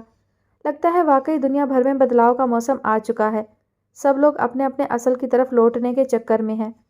مگر تم تو ایسا نہیں کر رہے نا شاید، تم تو اصل کے بجائے اجنبی اور پھر مزید اجنبی سرزمینوں کی طرف بڑھنا چاہتے ہو۔ یہی تو بدلاؤ ہے شاید میرے لیے، وہ نیچی آواز میں بولا تھا۔ وڈن کے ساتھ اسکائپ پر ہونے والی گفتگو اس کے دل پر مزید بوجھ ڈال گئی تھی۔ سعدیہ کو لگا اسے اپنا کھلے کا کھلا رہ جانے والا منہ بند کرنے کے لیے اس پر اپنا پورا ہاتھ رکھنا پڑے گا۔ ایک عمر تک گاؤں سے باہر کسی چھوٹے یا بڑے شہر کی شکل تک نہ دیکھ سکنے والی لڑکی ایک ہی دن کے چند گھنٹوں کی مسافت کے بعد ملک کے دارالخلافہ میں پہنچ چکی تھی۔ اس گھر تک پہنچنے سے پہلے ہی شہر کی سڑکیں اور ان کے ارد گرد کھڑی عمارتیں دیکھ دیکھ کر ہی اس کا منہ آدھے سے زیادہ کھل چکا تھا۔ باقی کی کسر بلال سلطان کے گھر کے نظارے نے پوری کر دی تھی۔ اس محل نما گھر میں وہ کھاری کی بیوی اور بلال سلطان کی بہو کی حیثیت سے داخل ہوئی تھی۔ اس نے یہاں آتے ہوئے سنا تھا کہ یہ وہ گھر نہیں تھا جس میں بلال سلطان خود رہتے تھے۔ یہ گھر کھاری اور سعدیہ کے لیے لیا گیا تھا۔ یہاں کھاری کی وہ تربیت ہونا تھی جس کے بعد بلال اسے اپنے حلقہ احباب میں اپنے بیٹے کی حیثیت سے متعارف کروانے والے تھے۔ کتنا پاگل ہے کھاری، سعدیہ نے منہ پر واقعی ہاتھ رکھتے ہوئے گھر کے در و دیوار کو دیکھتے ہوئے سوچا۔ آنے کا نام ہی نہیں لے رہا تھا۔ کس مشکل سے منایا سب نے اسے، آتے ہوئے بھی رو رو کر اپنا برا حال کر لیا، ساتھ میں گاؤں کے گاؤں کو رلا دیا۔ چودھری صاحب، چودرانی بی بی، فارم ہاؤس کے سارے ملازم، گاؤں کے لوگ سبھی تو اسے رخصت کرتے ہوئے رو رہے تھے۔ اللہ توبہ، کتنی محبتیں ڈال کر رکھی تھی اس نے سب سے۔ اسے گاؤں سے رخصتی کے منظر یاد آنے لگے۔ لوگ اوپر سے رو رہے تھے، اندر سے تو جل مر رہے ہوں گے۔ بیچارہ کھاری اصل میں شہزادہ نکلا۔ کبھی اس گھر میں آ کر دیکھ لیں کہ کھاری کیسی کیسی چیزوں کا مالک بن چکا ہے تو سچ میں ہی ان کو دل کے دورے پڑنے لگ جائیں۔ سچ ہے بھائی، اللہ بڑا بے نیاز ہے، چاہے تو بیٹھے بٹھائے چھپر پھاڑ کر دے دے۔ کھاری کو تو سمجھو بھاگ ہی لگ گئے۔ یہ بڑی سی گاڑی میں بیٹھ کر تو ہم یہاں پہنچے ہیں، جس میں بیٹھ کر نہ تو دھکا لگتا ہے نہ ہی تھکن ہوتی ہے۔ اور وہ بلال صاحب، اسے یاد آیا، ان کا بس چلے تو ایک پل کے لیے بھی کھاری کو اپنی نظروں سے جدا نہ کریں۔ اتنا پیار دیا ہے انہوں نے کھاری کو اتنے سے دنوں میں کہ اس ایسا اڑیل گھوڑا بھی ان کے سامنے ہار مان گیا۔ وہ گھر کے لاؤنج میں صوفے پر بیٹھی کمرے کی سجاوٹ دیکھتے ہوئے اوٹ پٹانگ باتیں سوچتی چلی جا رہی تھی۔ سعدیہ، آؤ میں تمہیں تمہارا کمرہ دکھاؤں، پھر کسی نے اس کے قریب آ کر کہا تھا۔ اس نے سر اٹھا کر دیکھا، پیازی جمپر اور بڑے بڑے شوق پھولوں والی قمیض پہنے اس کے سامنے فلزہ ظہور کھڑی تھی۔ ہائے، سنا ہے یہ ہمارے ساتھ رہے گی، کھاری کو سب کچھ یہی سکھائے گی۔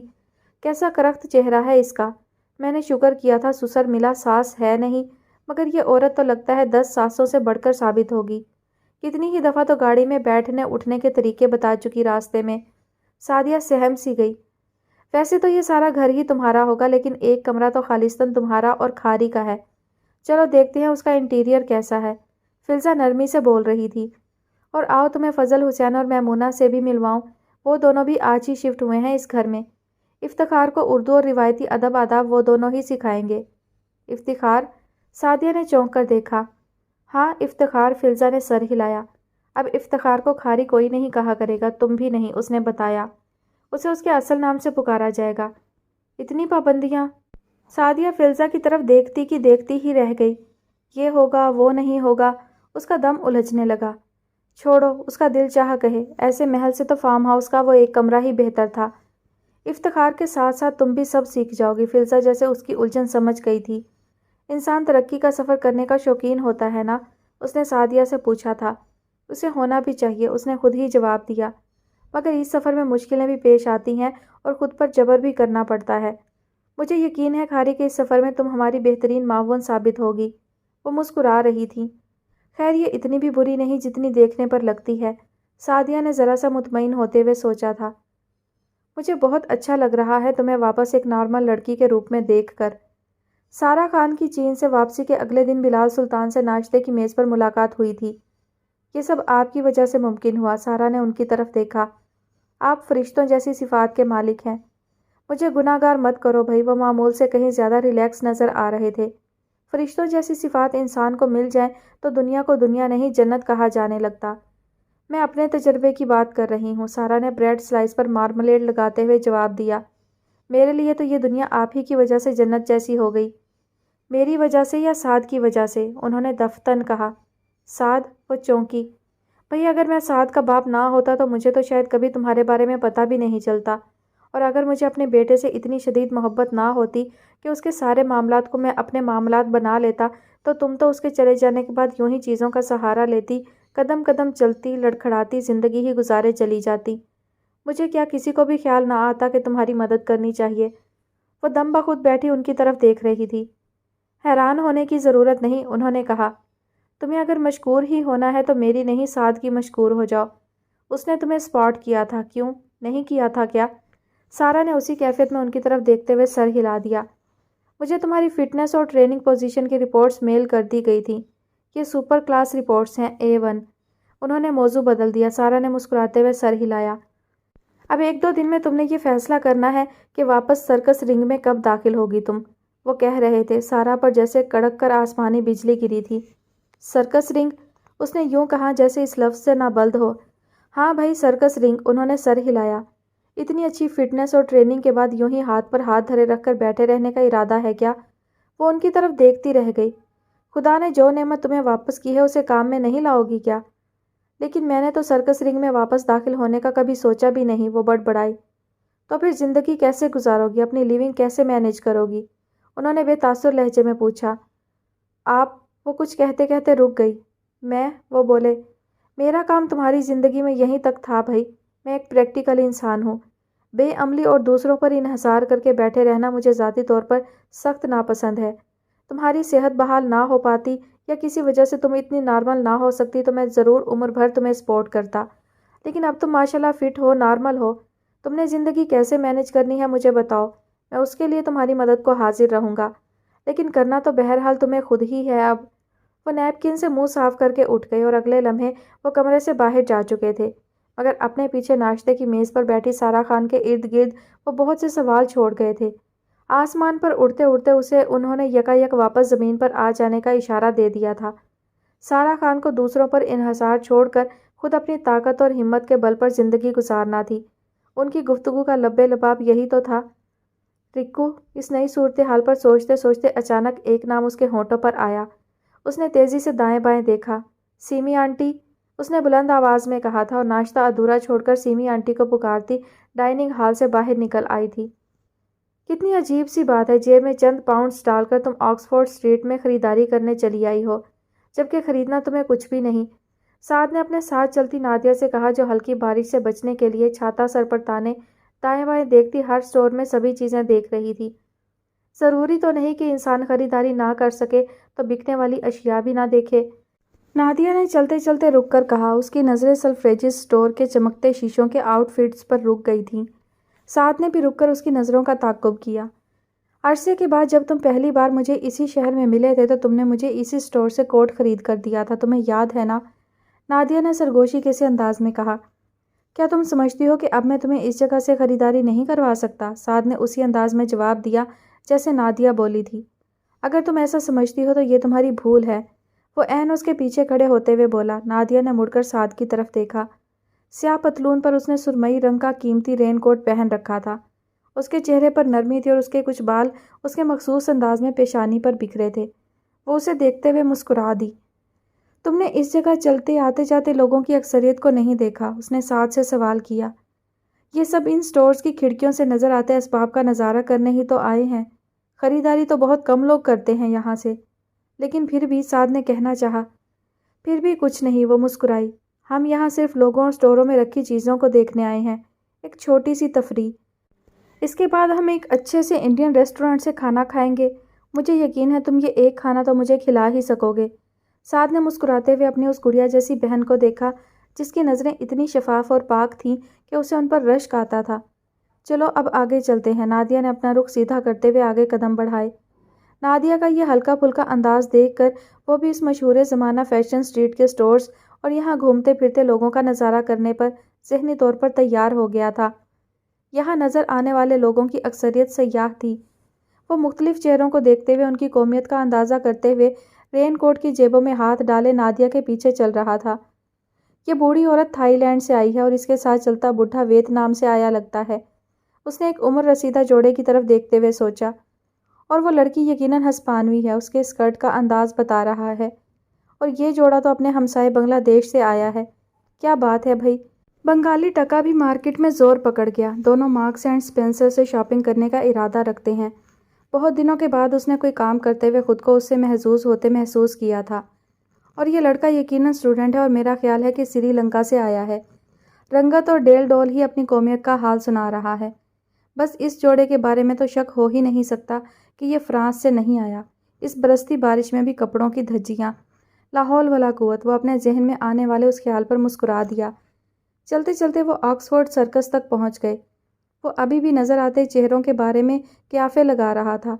جاپانی، سکھ، امریکن، برطانوی، ہسپانوی، ڈچ، برازیلین۔ اسے ایسا لگ رہا تھا وہ ہر قومیت کے حامل چہروں کی وضاحت دیکھ کر قیافے لگانے کا ماہر بن چکا تھا۔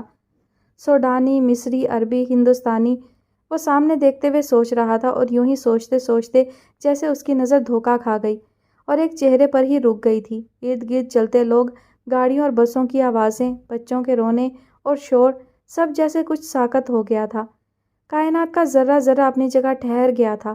سب کچھ پس منظر میں تھا، صرف وہ ایک چہرہ پیش منظر میں موجود تھا۔ When I see your face, there's not a thing I would change, 'cause you are amazing, just the way you are۔ اس کے ارد گرد برونو مارس کی آواز باز گشت کرنے لگی تھی۔ اسی دم اس چہرے نے مسکراتے ہوئے دائیں طرف دیکھا تھا۔ کائنات ایک مرتبہ پھر ساکت ہو گئی تھی۔ And when you smile, the whole world stops for a while۔ Bruno Mars گا رہا تھا اور سعد سلطان کا دل ایسے دھڑک رہا تھا جیسے اس کے بعد اس کو دھڑکنے کا موقع ہی نہیں ملنے والا تھا۔ کسی معمول کی طرح چلتا وہ آگے بڑھ آیا تھا۔ اس سے آگے چلتی نادیہ پیچھے رہ گئی تھی۔ اسی طرح عالم بے خودی میں آگے بڑھتے بڑھتے اسے اچانک ایک خیال آیا۔ اس نے رک کر گردن پیچھے موڑ کر دیکھا۔ نادیہ اس سے فاصلے پر رک گئی تھی۔ چھاتا سر پر تانے وہ جھلملاتی آنکھوں کے ساتھ مسکرا رہی تھی۔ اس کی نظریں اسے پیغام دے رہی تھیں، لو اجنبی چہروں کے درمیان اپنے شناسا چہرے کو پہچانو۔ اور یہ کام تو بہت آسان ہے نا، لاکھوں کے مجمع میں بھی یہ ایک چہرہ ڈھونڈ لینا ذرا برابر بھی مشکل نہیں ہے نا؟ وہ سوال کرنے لگی تھی۔ جاؤ آگے بڑھو اور اس کے ساتھ ہم قدم ہو جاؤ، آج تمہارا دن ہے۔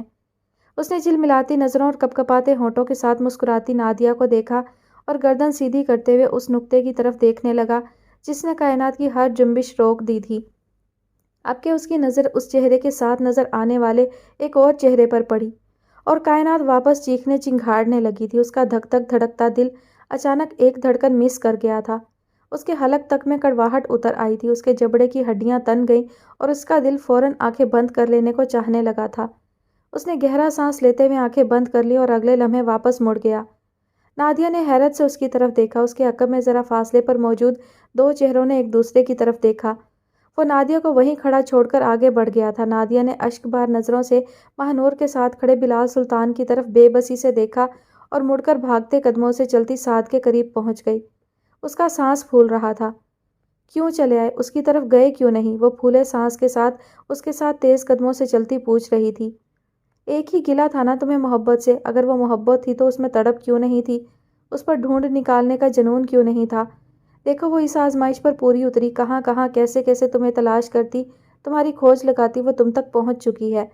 اس نے کریا کریا پھر کر تمہیں ڈھونڈ نکالا ہے۔ کیا اب بھی تمہاری تسلی نہیں ہوئی؟ کیا اب بھی تم اسے واہمہ قرار دو گے؟ اس سے زیادہ تیز قدموں سے چلتا وہ جواب نہیں دے رہا تھا۔ بولو بتاؤ سعد، تم اتنے پتھر دل کیوں ہو گئے ہو؟ نادیہ نے رک کر اس کا بازو پکڑ کر جھنجھوڑتے ہوئے چلا کر کہا تھا۔ تم؟ وہ رک کر اس کی طرف دیکھتے ہوئے پھنکارا تھا۔ تم جانتی تھی نا؟ اس نے سوال کیا۔ تم دانستہ مجھے یہاں لائی تھی نا آج؟ وہ پوچھ رہا تھا۔ ہاں، نادیہ نے تھکن بھرے لہجے میں جواب دیا تھا۔ اس کی گرفت سعد کے بازو پر کمزور پڑ گئی تھی جب ہی بازو اس کے ہاتھ سے نکل گیا تھا۔ تم نے اچھا نہیں کیا، تم نے یہاں تک ان کی رہنمائی کی جبکہ تم جانتی تھی کہ… وہ نفی میں سر ہلاتے ہوئے کہہ رہا تھا۔ ہاں میں جانتی تھی، وہ بلند آواز میں چیختے ہوئے بولی تھی۔ میں سب جانتی تھی، مجھے سب معلوم ہے، وہ سب جو تم نہیں جانتے، وہ سب جو تمہیں ابھی جاننا ہے، وہ کہہ رہی تھی۔ آسمان سے گرتی ہلکی پھوار تیز بارش میں بدل گئی تھی اور وہ دونوں وہاں کھڑے بھیگ رہے تھے۔ میں نے تم سے کہا تھا مجھے اپنے ساتھ وہاں نہ لے جاؤ، وہ بھاگ لے گا، بلال سلطان نے برساتی اتار کر نور الدین کو پکڑاتے ہوئے کہا۔ مجھے بھی پتا تھا وہ بھاگ لے گا، ماہنور مسکرائی۔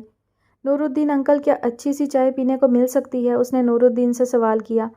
ضرور، مگر کون سی؟ دارجلنگ والی یا سیلون والی؟ نور الدین نے اپنے چوڑے دانتوں کی نمائش کرتے ہوئے پوچھا۔ کوئی سی بھی، مگر خوشبودار اور گرم ہونی چاہیے۔ ابھی لیجیے۔ وہ کمرے سے باہر چلا گیا۔ پھر بھی تم مجھے ساتھ لے کر چلتی گئیں؟ بلال نے پوچھا، جبکہ اس کو دیکھنے کی تڑپ لے کر وہاں گئی تھی۔ دیکھا مجھے دیکھ کر اس کی آنکھوں میں کیا اترا تھا؟ وہ خون تھا یا نفرت؟ میں فرق نہیں جانچ پایا۔ آپ کو نہ لے کر جاتی؟ ماہنور نے ان کی طرف سوالیہ نظروں سے دیکھا۔ میرے دل میں موجود تڑپ آپ کی تڑپ سے زیادہ تھی کیا؟ شاید نہیں، وہ سادگی سے بولے، مگر میرے لیے اس کے دل میں کیا ہے خوب جانتی ہو تم۔ نفرت، انتقام، بدگمانی۔ اسی پٹی کو تو اتارنا ہے، ماہنور سنجیدگی سے بولی۔ آپ کا بیٹا بھی خوب ہے، ٹاسک پر ٹاسک دیے چلا جا رہا ہے۔ مجھے لگتا ہے میں ایک ایسے ریئلٹی شو میں شرکت کر رہی ہوں جس میں جیت جانے کی صورت میں مجھے انعام میں 7 سلطان ملے گا۔ اتنا ہی تو قیمتی ہے میرا بیٹا، بلال سلطان نے کہا۔ ٹاسک تو پورے کرنے پڑیں گے۔ آج کے لیے اتنا ہی کافی تھا، ماہنور نے سر ہلاتے ہوئے کہا۔ جب تک سردار چچا نے مجھے سب تفصیل نہیں سنائی تھی، میں بھی آپ کے بارے میں ایسے ہی جذبات رکھتی تھی دل میں، اور اب میں آپ سے اتنی ہی شرمندہ ہوں۔ اتنا ہی شرمندہ اس کو بھی ہونا پڑے گا۔ ادھوری معلومات پر راستہ کھوٹا کر لینے والا احمق، اس نے سر جھٹکا۔ کیا انعام ہے بھائی؟ کیا ریئلٹی شو ہے؟ وہ مسکرائی۔ لیکن انکل سعد کے رد عمل سے تو آپ واقف تھے۔ آپ نے نادیہ کا ری ایکشن دیکھا؟ میرا تو دل رک سا گیا اس کے آنسو دیکھ کر۔ سعد کو جانے دیتے، نادیہ کو تو گلے لگا لیتے آگے بڑھ کر۔ ایک کے بعد ایک بلال سلطان اداسی سے مسکرائے۔ پچھڑی ہوئی اولاد سامنے آن کھڑی ہوئی ہے۔ تم جانتی ہو نادیہ کو دیکھ کر کتنے ہی لمحے میرے ہاتھ پاؤں بلکہ پورا جسم سن ہو گیا۔ مجھے لگا میں ہلکی سی جنبش بھی کرنے کے قابل نہیں رہا تھا۔ شاید فالج کا شکار ہو جانے والے لوگوں کی کیفیت ایسی ہوتی ہوگی، وہ کہہ رہے تھے۔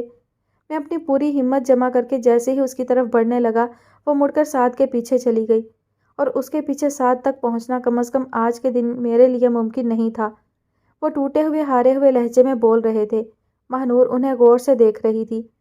چٹان نظر آنے والا شخص اندر سے کیسا کمزور اور بھربھرا ہو چکا ہے، کتنوں کو معلوم ہوگا، وہ سوچ رہی تھی۔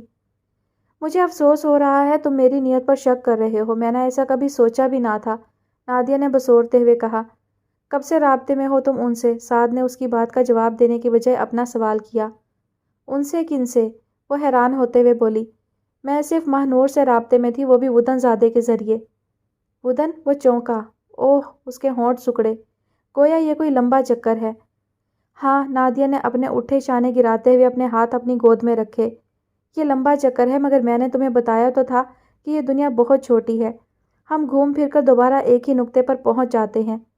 اچھا، وہ طنزیہ انداز میں ہنسا، جیسے تم اور تمہارے ڈیڈی گھوم پھر کر آج ایک ہی نقطے پر پہنچ گئے۔ تم میرا دل چھلنی کرنا چاہتے ہو؟ نادیہ نے سوال کیا۔ اور اگر تمہیں ایسا کرنے سے کوئی تسلی ہو سکتی ہے تو تم ایسا بھی ضرور کر لو، جبکہ تم بھی جانتے ہو کہ اجنبیوں کے اس ہجوم میں ڈیڈی کے لیے شناسا چہرہ صرف تمہارا ہو سکتا تھا۔ نادیہ کی آواز میں ایسا درد تھا، ایسی شکست تھی کہ سعد کا دل لمحہ بھر کے لیے کانپ اٹھا۔ اور میرے لیے اس ہجوم میں شناسا چہرہ صرف تمہارا تھا، اس نے نادیہ کے گھٹنے پر ہاتھ رکھتے ہوئے کہا۔ میں سچ کہہ رہا ہوں۔ نادیہ سر جھٹکتے ہوئے مسکرا دی۔ جیسے میں جانتی نہیں۔ اس نے سعد کی طرف دیکھا۔ وہ تمہارے پیچھے خوار ہوتے یہاں تک پہنچی ہے سعد، تمہاری خاطر وہ بیچاری کہاں کہاں نہیں پہنچی۔ فضل حسین اور مونا آنٹی، فلزا ظہور، نور فاطمہ، سائیں اختر کی جھونپڑی، میرا میل باکس، اس کی سنائی داستان سے بھرا پڑا ہے، کہو تو دکھا دوں۔ فضل حسین اور میمونہ بھی، فلزا ظہور، نور فاطمہ، سائیں اختر۔ سعد نے چونک کر نادیہ کی طرف دیکھا۔ ان ناموں کی نادیہ کے منہ سے ادائیگی ہی یہ بتانے کے لیے کافی تھی کہ وہ محبت کیا تھی، وہ جنون کیسا تھا، تڑپ کتنی تھی، بے قراری کا کیا عالم تھا۔ سعد نے بے یقینی کو یقین میں بدلنے کے لیے اپنی آنکھیں بند کر لیں۔ پیچھے سے آنے والی اس پکار کا اس نے جس قدر طویل انتظار کیا تھا وہی جانتا تھا۔ آج وہ بے حیثیت نہیں رہا تھا، صاحب حیثیت ہو چکا تھا۔ جاؤ، میں تم سے نہیں بولوں گی، ماہنور نے اپنی قمیض کو گھٹنوں پر پھیلاتے ہوئے کہا اور چہرہ دوسری طرف پھیر لیا۔ اس کو ایسا کہتے اور کرتے دیکھ کر وہ بے اختیار مسکرا دیا۔ ہلکے زرد رنگ کی اس سادہ سی شلوار قمیض پر زرد اور بھورے رنگوں کے امتزاج والا سٹول اوڑھے وہ ہمیشہ کی طرح معصوم، بے ریا اور سادہ لگ رہی تھی۔ وہ یکٹک اس کے سراپے کو دیکھ رہا تھا اور دیکھے ہی چلا جا رہا تھا۔ مجھ تک یہاں آ پہنچی ہو اور مجھ سے ہی نہیں بولو گی، اس نے مسکراتے ہوئے کہا تھا۔ بھلا بتاؤ تو تم مجھ سے کیوں نہیں بولو گی؟ اس لیے کہ تم نے کبھی میرے سامنے مجھ سے اپنی محبت کا اقرار نہیں کیا اور خود کو میرے لیے جیک پاٹ بنا کر یہاں آ بیٹھے۔ ٹاسک پر ٹاسک پورے کرنے کے لیے۔ بس میں تم سے ہرگز نہیں بولوں گی۔ اس نے دوبارہ چہرہ دوسری طرف پھیر لیا۔ محبت کا اظہار نہیں کیا تو تمہیں کیا الہام ہوا تھا کہ میں تم سے کتنی محبت کرتا ہوں؟ وہ مسکراتے ہوئے وہاں آ بیٹھا جس طرف ماہنور نے چہرہ پھیرا تھا۔ مجھے نہیں پتا، وہ نروٹھے پن سے بولی۔ اتنی بار اظہار کیا تھا کہ کوئی کیا کرے گا، اس نے اس کا چہرہ پکڑ کر اپنی طرف اٹھاتے ہوئے کہا۔ یاد کرو منگو کے میلے میں سائی نے تم سے کیا کہا تھا؟ ماہنور کی نظروں کے سامنے وہ پرانا منظر گھوم گیا۔ یاد کرو سید پور فیسٹیول میں تمہاری غلطیوں سے بھرپور پینٹنگز مہنگے داموں کس نے خریدی تھی؟ میں اس کی منہ مانگی قیمت ادا کرنے پر تیار ہوں، وہ لڑکا ماہنور کے سامنے کھڑا کہہ رہا تھا۔ یاد کرو میوزیکل ایوننگ میں یار ڈاڈی عشق آتش لائی ہے کس نے گایا تھا؟ اور یاد کرو ایک چیختی چلاتی سوال کرتی دیوانی لڑکی کو ہائی لائٹ ہونے سے کس نے بچایا تھا؟ وہ یاد کراتا چلا جا رہا تھا۔ یاد کرو تمہیں just the way you are والا گانا بطور خاص کس نے سنوایا تھا؟ ایک اور منظر ماہنور کی نظروں کے سامنے گھوما۔ تمہیں ہر اس جگہ جہاں میں کبھی کسی اور کو لے کر نہیں گیا تھا کون لے کر گیا تھا اور کس لیے لے کر گیا تھا؟ ماہنور نے یاد کرتے کرتے خجالت سے سر کھجایا۔ اتنی بار اظہار کے باوجود اگر کوئی پاگل محبت کے پیغام کو نہ سمجھے تو میرا کیا قصور؟ وہ ہنسا۔ محبت ہی کوئی پہیلی جو بجھوانے کے سے انداز میں اظہار کی گئی۔ اس نے ناراضگی سے سر جھٹکا۔ میری محبت تھی نا، وہ مسکرایا۔ اس کے اظہار کا انداز بھی مختلف ہونا چاہیے تھا۔ دو لفظ سیدھے سیدھے بولتے جیسے تمہاری زبان الٹ جاتی تھی۔ اتنا مجھے خوار کیا، اتنا مجھے رلایا، اتنے حسد اور رشک میں مبتلا کیے رکھا۔ اس نے ایک بار پھر سر جھٹکا۔ وہ کھل کر ہنس دیا۔ غلطی ہو گئی، میں بھول گیا تھا کہ میری محبوبہ کو جگسا پزل اور بھول بھلیوں جیسی چیزوں سے بہت چڑ ہے۔ جتنی چڑ تھی اتنا ہی تم نے مجھے گھمایا۔ وہ منہ بسور کر بولی۔ میری پڑھائی بھی کتنی پیچھے پڑ گئی، میری ممی بھی مجھ سے ناراض ہیں۔ او آئی ایم ایکسٹریملی سوری، وہ لجاجت سے بولا۔ مگر میں بھی کیا کرتا، میں ہوں ہی ایسا مشکل ٹاسک۔ تم بہت خراب ٹاسک ہو۔ آتے آتے وہ پیغام محفوظ کر آئے میرے لیے اپنے آئی فون میں۔ کہاں کہاں نہیں جانا پڑا مجھے۔ اختر کی کٹیا، اسے یاد کر کے جھرجھری سی آ گئی۔ فضل حسین اور میمونہ بی بی، ڈھوک کھوکھر، ہائے، اور وہ بے نور فاطمہ۔ یا اللہ وہ بیچاری کتنی دکھی مگر کیسی حوصلے والی عورت ہے نا؟ محبت کی ماری ہے نا، سعد نے کہا۔ محبت ایسا ہی حوصلہ اور ایسا ہی صبر طلب کرتی ہے جیسا نور فاطمہ میں ہے۔ مگر کتنی عجیب بات ہے کہ میں نے اپنے دل کی وہ باتیں ایسی جگہ محفوظ کیں جہاں کا مجھے پتا تھا تم کبھی نہیں پہنچ پاؤ گی، مگر تم وہاں تک پہنچ گئی۔ یہ کیسی حیران کن بات ہے نا؟ یہ حیران کن اس لیے نہیں ہے کہ یہ محبت کا اعجاز ہے، وہمے کا نہیں، ماہنور نے کہا۔ تم جانتے ہو تمہارا وہ آئی فون مجھے کس نے دیا؟ سعد نے جواب دیے بغیر پہلو بدلا۔ تم جانتے ہو بلال انکل نے وہ زہر اسی روز پڑھ لیا تھا جو تم نے ان کے بارے میں اگلا تھا جب تم وہاں سے چلے آئے تھے یہاں۔ سعد دوسری طرف دیکھنے لگا۔ تم جانتے ہو وہ تم سے کتنی محبت کرتے ہیں۔ تم جانتے ہو تم نے انہیں دکھ کی کس انتہا تک پہنچا دیا۔ ادھر ادھر سے ان کے خلاف ادھوری شہادتیں اکٹھے کرتے رہے اور پھر ان پر فرد جرم عائد کیے بنا، ان پر کوئی مقدمہ چلائے بغیر انہیں ڈیتھ سیل میں ڈال کر خود یہاں چلے آئے۔ تم جانتے ہو تم نے کتنی بڑی زیادتی کر ڈالی انجانے میں، وہ کہہ رہی تھی۔ میں وہ جانتا ہوں جو تم نہیں جانتی، وہ بھاری آواز میں بولا تھا۔ غلط کہہ رہے ہو، دراصل تم کچھ بھی نہیں جانتے، ماہنور نے سختی سے کہا، اور تم نے مجھے بھی مس گائیڈ کیا۔ پلیز ماہنور، اگر وہ تمہیں اپنے لچھے دار الفاظ میں الجھانے میں کامیاب ہو چکے ہیں تو مجھے ان کی سنائی کہانی مت سنانا۔ اگرچہ میں معاف کر دینے اور نظر انداز کر دینے کا سبق پڑھ چکا ہوں اور میں نے انہیں معاف کر دیا ہے، سعد نے کہا۔ تم انہیں کیا معاف کرو گے؟ ماہنور کے لہجے میں غصے کی جھلک اتری۔ جو تم نے ان کے ساتھ کیا الٹا تمہیں ان سے معافی مانگنی پڑ جائے گی بچو، میری بات دھیان سے سنو، خبردار جو درمیان میں بولے تو، وہ کہہ رہی تھی اور اسے بغیر ایک لفظ بولے دھیان سے سننا پڑ رہا تھا۔ کیا تم اپنے اس کم ظرف، انا پرست اور خود پسند باپ کو معاف کر سکتی ہو؟ نادیہ کے ایک کمرے کے چھوٹے سے فلیٹ میں بلال سلطان ایک معمولی سی کرسی پر بیٹھے نادیہ سے پوچھ رہے تھے۔ مجھے پہلے اس بات کا یقین کر لینے دیں کہ آپ مجھ سے ملنے میرے لیے یہاں تک آئے ہیں۔ آپ میرے سامنے موجود ہیں، نادیہ نے کانپتی آواز میں جواب دیا۔ یہ ایسی کون سی ناقابل یقین بات ہے، وہ افسردگی سے بولے۔ مجھے تو بہت پہلے تم تک پہنچنا چاہیے تھا، مجھے تو تمہاری ماں کے ساتھ جانے ہی نہیں دینا چاہیے تھا تمہیں، مگر میں انا پرست خود پسند شخص اپنی ان دونوں خامیوں کے ہاتھوں بہت بڑی غلطی کر گیا۔ اس میں آپ کا کیا قصور تھا؟ جو کچھ آپ کو بتایا گیا اس کو سننے کے بعد آپ کو یہی کرنا چاہیے تھا، نادیہ نے سادگی سے کہا۔ نہیں، میں اپنی ذات کے حصار میں محصور شخص تھا، میں نے رشتوں کی قدر کرنا چھوڑ دی تھی اور دیکھو رشتوں کے معاملے میں میرے ساتھ کیا نہیں ہوا۔ کبھی کسی اور کے ساتھ بھی ایسا ہوتے دیکھا ہے؟ انہوں نے نادیہ کی طرف دیکھا۔ آپ نے جو بھی کیا مجھے اس کا گلہ نہیں ہے، نادیہ نے کہا، لیکن آپ جو بھی ٹیسٹ کرانا چاہیں، مجھے بھی جانچنا چاہیں جانچ لیں، مجھے یقین ہے میں آپ ہی کی بیٹی ہوں، مجھے کسی جانچ کی ضرورت نہیں، تم آج جو ہو جیسی ہو یہی اس یقین کے لیے کافی ہے کہ تم میری بیٹی ہو۔ بلال نے اس کے دونوں ہاتھ پکڑ کر چومتے ہوئے کہا، پھر میں آپ کو آپ کے سامنے ڈیڈی کہہ کر پکار سکتی ہوں نا؟ نادیہ نے آنسوؤں میں بھیگی آواز کے ساتھ پوچھا۔ 100 بار، 1000 بار، عمر بھر۔ بلال پاگلوں کی طرح اس کے گلے، سر اور پیشانی چوم رہے تھے۔ قسمت سے لڑنے کے لیے پیسہ جمع کرتا یہ شخص دولت کے انبار میں چھپ کر بھی اپنی قسمت پر قادر نہ ہو سکا تھا۔ اپنے وقت کا انتظار کرتے کرتے اس کی عمر گزر گئی۔ اس کا وقت اس وقت تک نہیں آیا جب تک اس کے آ جانے کا حکم اس عظیم طاقت نے نہیں دیا جسے ہم اپنا رب مانتے ہیں۔ یہ ہائیڈ پارک ہے اور میں اس کے اسپیکرز کارنر کی طرف جا رہا ہوں، اس کے ساتھ پیدل چلتے شخص نے کہا تھا۔ شوق سے جائیے اور جی بھر کر گالیاں دیجیے۔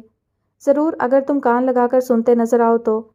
مجھے کیا فرق پڑتا ہے، گالیوں کے زیر سایہ ہی پل کے جوان ہوئے ہیں ہم۔ جب ہی جوان ہوتے ہی خودکشی کرنے چل پڑے تھے، گالیاں سنتے سنتے بے مزہ ہونے لگے تھے شاید۔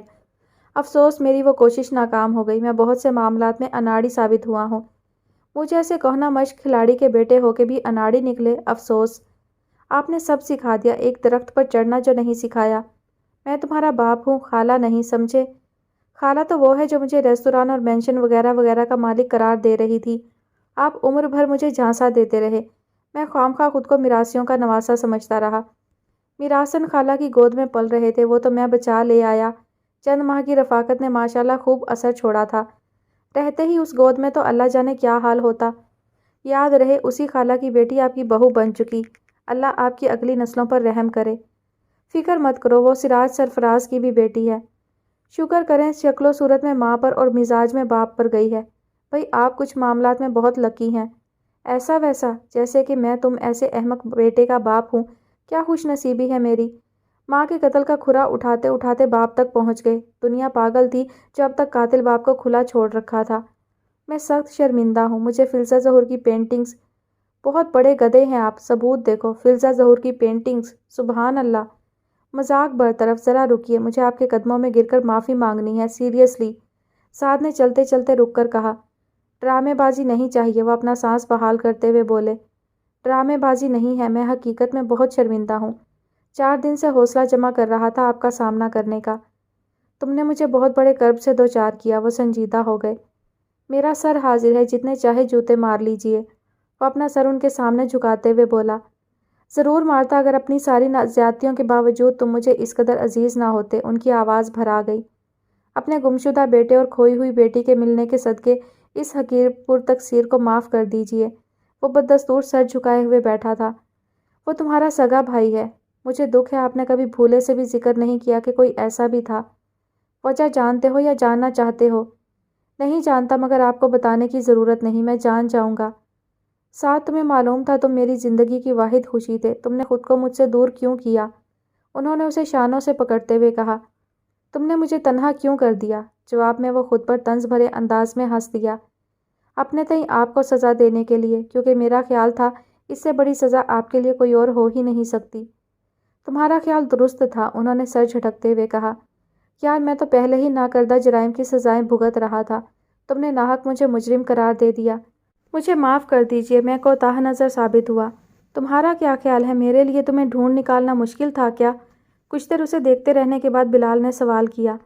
میں تو حیران تھا آپ کو واقعی میں نہیں ملا یا آپ جان بوجھ کر انجان بن رہے تھے، اس نے جواب دیا۔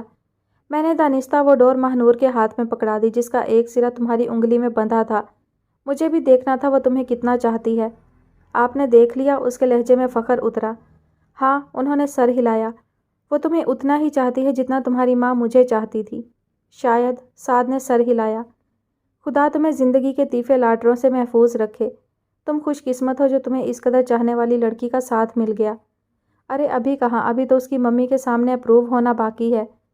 میرے بیٹے ہو، تمہیں کوئی ریجیکٹ نہیں کر سکتا، وہ یقین سے بولے۔ ایسا؟ اس نے بے یقینی سے ان کی طرف دیکھا۔ ہاں، انہوں نے سر ہلایا اور آگے چل دیے۔ ڈیڈی، سعد نے پیچھے سے پکارا۔ ہاں بولو، بلال نے مڑ کر دیکھا۔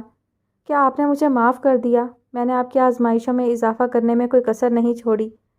میں نے تمہیں معاف کیا، مجھے فخر ہے میں تمہارا باپ ہوں۔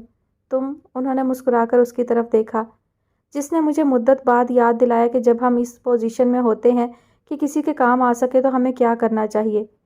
I must say daddy that you are great and I feel proud on being your son۔ سعد نے ڈبڈبائی نظروں سے انہیں دیکھا اور آگے بڑھ کر ان کے سینے سے لگ گیا۔ اچھا تو میں اب سمجھی کہ یہ چکر تھا سارا۔ فائزہ نے اخبار پڑھتے زوار کی طرف دیکھا۔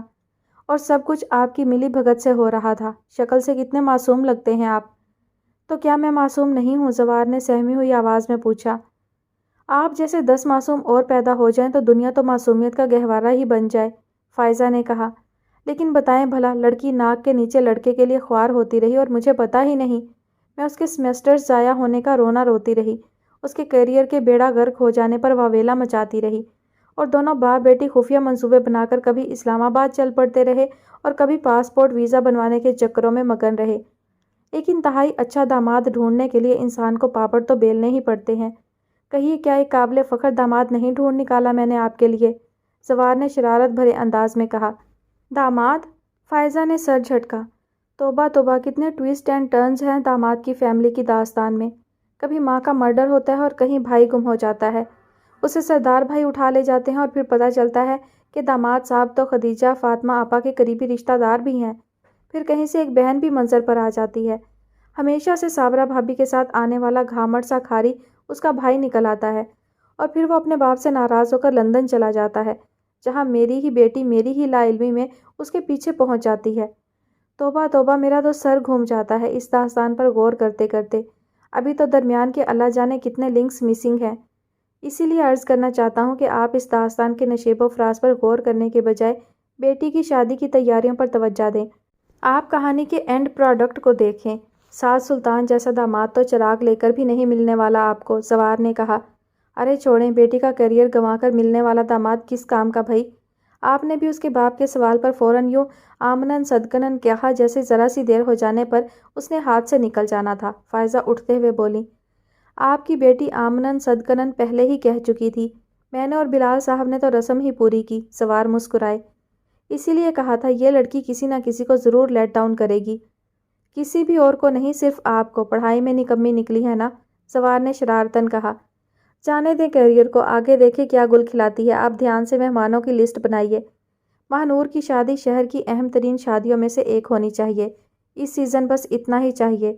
وہ کہتے کہتے کمرے سے باہر چلی گئی۔ ابراہیم ہے نا شادی کی تقریبات دیکھنے کے لیے، مجھے فکر کرنے کی کیا ضرورت ہے، زوار نے کہا اور دوبارہ اخبار پڑھنے میں مصروف ہو گئے۔ تم دیکھ رہی ہو سعدیہ، یہ جاپانی خرگوش اس لڑکی کے پیچھے ادھر پہنچا ہے، اسی کے پیچھے یہ نہ مانا دکھی رہتا تھا۔ بیچارہ یہی کہتا تھا بھائی افتخار، دکھ کی کئی شکلاں ہوتی ہیں۔ کھاری نے بلال سلطان کے گھر پر بنے ٹریننگ روم اور منی سرکس رنگ میں پریکٹس کرتے رضوان الحق کو دیکھ کر سعدیہ کے کان میں سرگوشی کی۔ ہائے، پھر بولا نمانا وچارہ مشکلاں۔